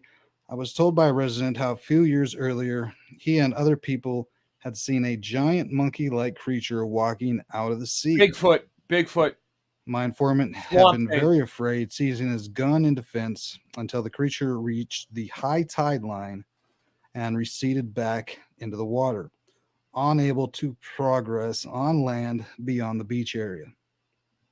So here we got somewhere near at least in the north, near Nunavut, on the way to the North Pole, some kind of giant monkey-like creature coming out of the sea. Sounds like, I don't know, some kind of an aquatic Yes. Bigfoot or Sasquatch, something like this. Now, later in the book, here we are at page 89, The Superhuman World. It describes some really interesting beings. And my next video is going to talk more on this, but the Inuit people are descendants of the Tartarians. Wow. And that's going to be covered in my next video. This one, of course, looking at these supernatural beings. And here we got the Igirate, who are made invisible, and the Tariasut, or the hidden ones, are beings that look like Inuit, but live in a parallel universe and make themselves visible only when they wish so. They may wed humans. In Kanjik They're gonna wed Tugapik, humans. in the Baffin region, a man named Narjarlak once married a Tariasuk woman with whom he had a girl child while also wedding a human girl child who too gave him a girl. When the Tariatsut converted to Christianity, they told him he could no longer visit them, but that his Tariatsuk and the human wives and the children would merge into each other. Narjarlak was still alive in 1998 when the anthropologist Bernard Saladin Angulaire traveled to Kanjapiktukpik in order Aguilera. to record his life history. Aguilera traveled I'm there. turning ahead to page 124 here, and it says the preceding chapter mentioned one of such a type relationship between a human being and his Nurlisak, his spirit wife, or her Urisak, the spirit husband. The children produced by these marriages are often invisible, but some of them are not, or they can be seen occasionally. It is said that the offspring of Ursay and Nularisay are recognizable because they have no navel. So there's some kind of spirit beings or some kind of beings that can choose to make themselves invisible, it sounds like, and they're recorded to have wed with regular humans and have children who don't have navels all the way up in through 1998. Next, for number 3, we got the Anuga Guliat, the small ones, provided with something that has to do with fingers and toes. That's kind of the meaning of the meaning of the word. It says these are dwarfs who are extremely strong despite their very small size, and they can haul half a walrus by themselves. In 2009, a group of children and teenagers from Kangersuk in Nunavik spotted Inunga Guligate behind their community school. Now, if we look at the Mercator map, it does say on there up here in the North Pole that there are pygmies on the island who are short. So I don't know if that's any connection. Another connection here would be with the dwarfs, of course, are or like machine elves or something like that, who seem to be seen by people who peek into the spirit realm. But this next one sounding kind of like a Yeti, the Amauli Tuliuk. The big one with an Amauti is an ogre who captures people, puts them in his Amauti, a parka for carrying babies, and brings them back to his abode in order to eat them. Two Amaui Tuliuk used to live near Quagtak, Nunavut, but they have not been encountered for over 60 years. And I'm not sure about this one, but it says the Tournegate. There exist scores of superhuman beings of different types, of which may vary from one region of the Arctic to another. In Inukjuak, Western Nunavut, for instance, Tournegate now are understood to be human-like beings who live inside rocks some distance from the village, and from time to time, they visit the community to do their shopping, wearing beautiful clothes and parking their brand new snowmobiles in front of the general store. So, anyways, I'm not sure what to think about the spirit beings who drive brand new snowmobiles. And this one, of course, sounding more like ghosts, where a woman was often seen strolling alone in the village, talking to herself with her arm extended sideways, as if she was holding someone by the hand. And she was taking walks, chatting with two invisible children she had had with her spirit husband. And the Inuit have shamans. They're going away with the introduction of Christianity, but they did have or do have shamans. And here, I mean, this sounds exactly like an astral flight, an astral journey that one experiences on DMT. I'm not promoting that, or just the ability to see into the spirit realm. The shaman here says to a shaman in celestial flight, and they have a word for celestial flight. Ilimamari turnik, learning continuously and repeatedly is what that word means. But I believe that celestial flight is, of course, a journey in the spirit realm, and the shamans acted as a middleman or middlewoman between the human and the superhuman worlds. And this may suggest that the shamans commuted between different worlds, the Inuit and non-human worlds. And in a shamanistic ceremony, the lamps were extinguished and darkness contrasted with shamanistic light, Qualmanic. The sound of the drum was heard, as well as the incantations of the shaman summoning his Tournegate, which may be a demon or it might be an angel. So they have a type of shamanic light called Qualmanic. And that light was understood by the Inuit as manifesting in three ways: physically from the sun, mentally, Qualmanic, which again is the shamanic enlightening knowledge.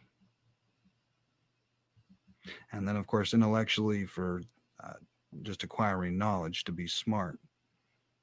So just a few interesting things from the Inuit culture, and a very interesting language. I encourage anybody to study this language and purchase these books, support some of these authors who are trying to keep this language alive.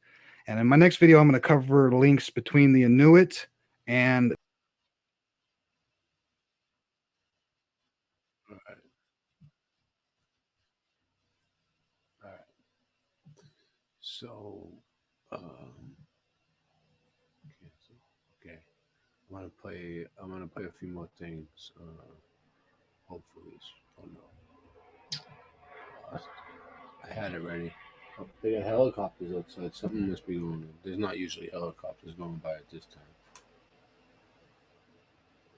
All right. No.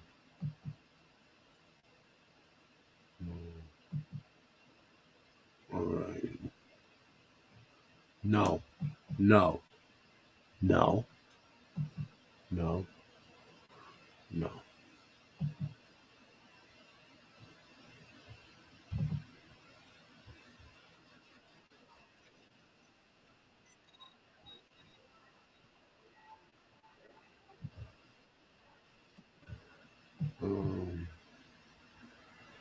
Yeah, I don't feel like listening to that. Hold on one sec. I'm gonna probably be getting out of here, but I got a few more things to play about the North Pole, so I just want to play some music and let the stream go for a little bit, let the chat go, like I always do. I like to do it because it helps us all unwind. It's a lot of information to take in. It's a lot to think about. So, in conclusion, do I think the world is a projector? I don't. The sky is a projection. I don't know.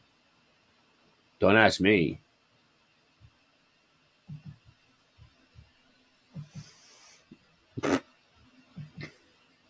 I'm just proposing. I just want people to look at it and just see what they think. Whatever. All right.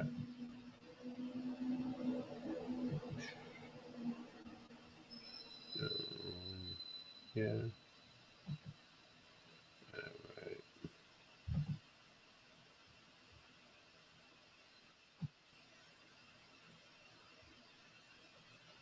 Mm-hmm.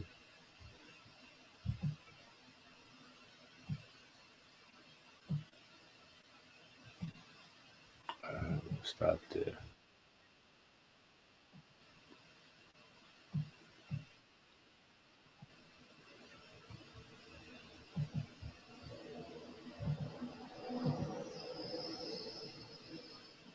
Well, did I really X out of it all? No, that sucks.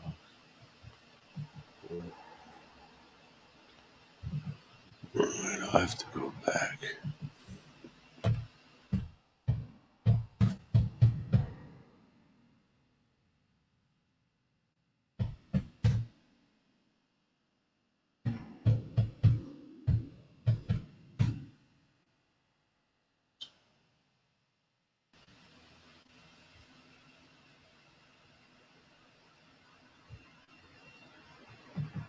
Looks cool. Yes.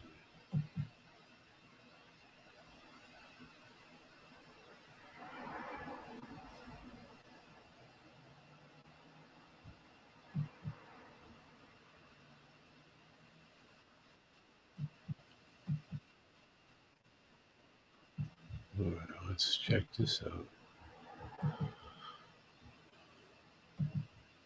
This looks good, actually.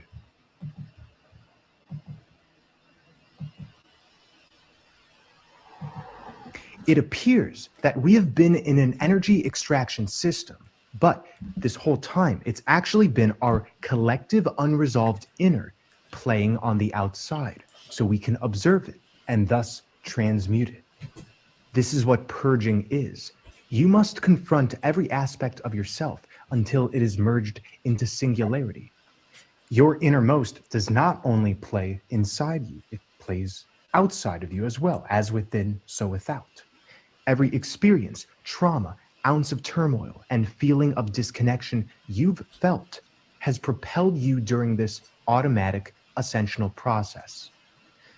Like the Jungian rule states, when an inner situation is not made conscious, it happens outside as fate. The further you've reclaimed your divinity, the further your purgatorial process has unfolded. Nothing is as it seems. This has been the green screen of consciousness. We are 144 strong.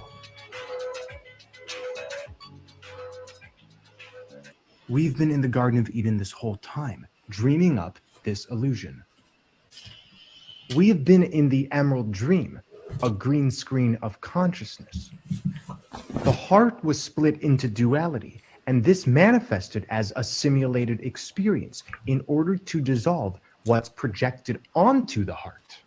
A green screen is overlaid with something. It's covered up with an image or a video, just like how the heart has been in the background, overlaid with duality. Yes, the heart chakra is emerald green. This shadow projection ends when we collectively enter the center, the Garden of Eden. This is why green screen and the Garden of Eden have the same value in gematria, 360, like 360 degrees, a value used to describe coming full circle. We're making a 360, turning out of this shadow experience and returning to the true soul, the Garden of Eden, behind the projection on the green screen. 3 plus 6 plus 0 equals 9, just like 1 plus 4 plus 4 equals 9 for 144. 9 is the number of completion. Duality claims something is either good or evil, this or that, righteous or damned. And this contrast, by definition, sets up an invisible enemy within the mind. As long as we are playing a role within duality, we are tearing ourselves from the heart space. This coming together is depicted in the movie How to Train Your Dragon 3, The Hidden World.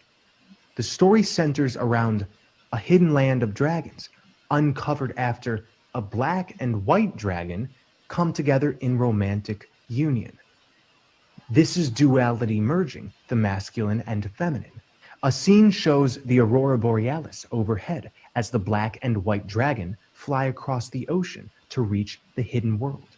And not surprisingly, this movie has a runtime of exactly 1 hour, 44 minutes. You can't make this stuff up. This is no coincidence, and neither is anything in this dream time. Everything around us holds significance, and the further we merge duality into the heart space, the more synchronicity reveals itself.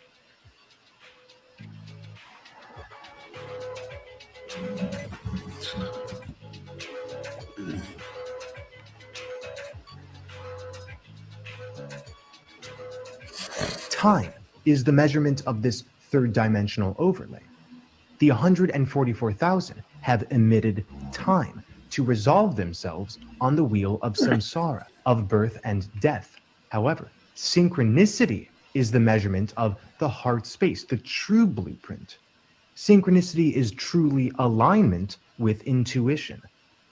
Our external environment reflects to us our internal changes by syncing up through alignment. And this is why more and more hidden in plain sight messages have been revealing themselves. So the more synchronicity you have, the more the universe is telling you you're breaking free from this state.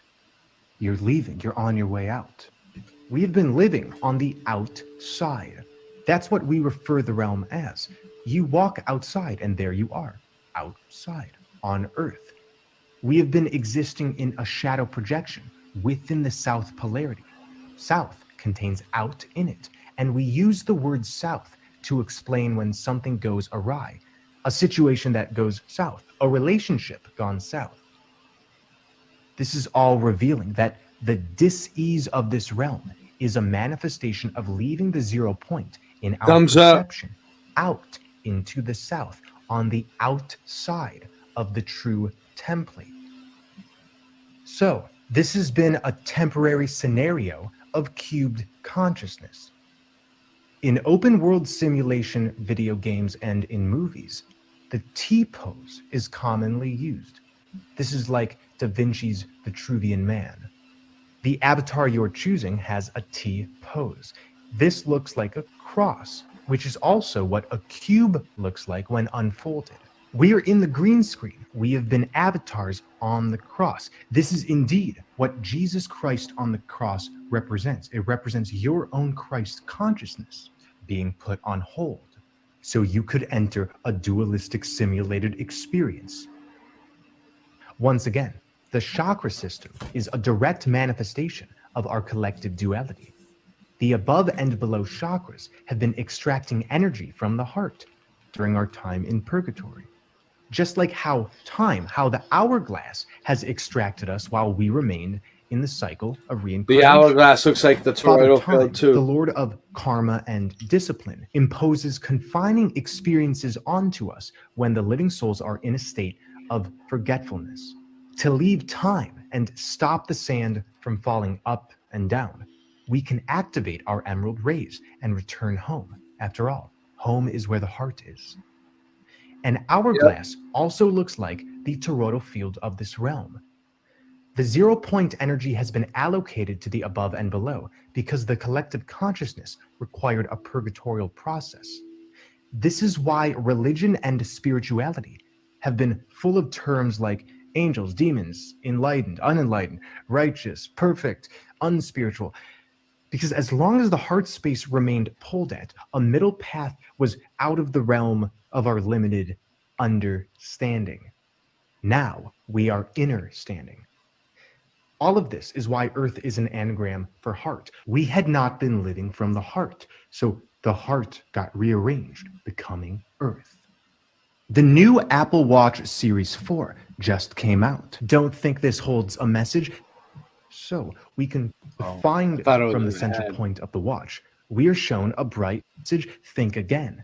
Apple Watch Series 4 equals 1440 in English gematria. Unsurprisingly, the new commercial shows an emerald light at the center. After a fire is released from the center point of the watch, we are shown a bright emerald light. We are shown text on top that says training with Krista.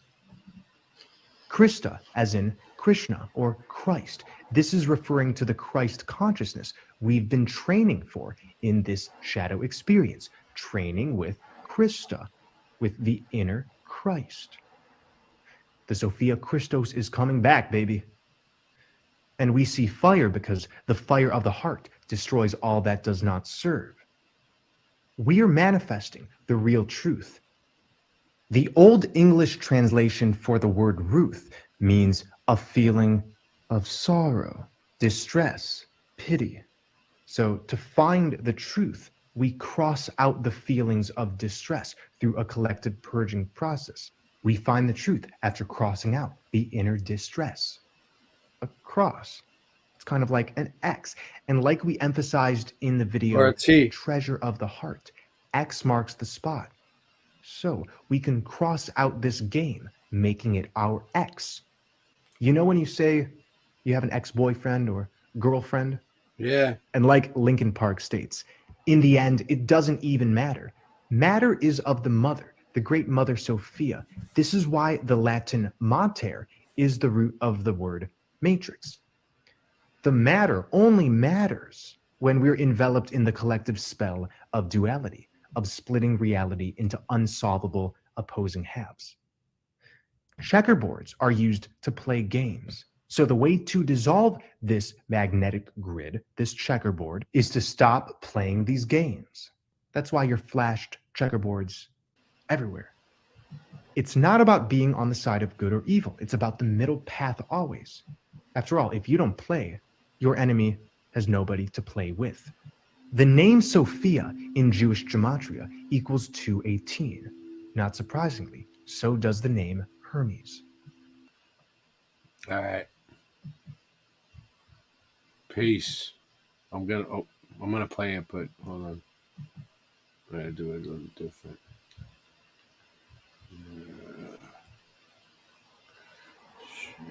Entire screen.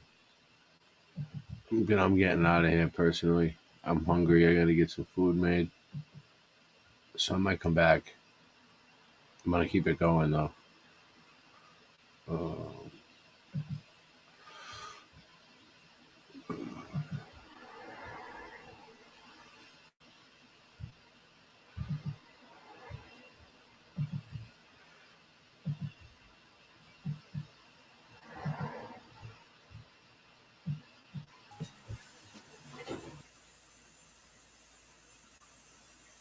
Flames of hatred.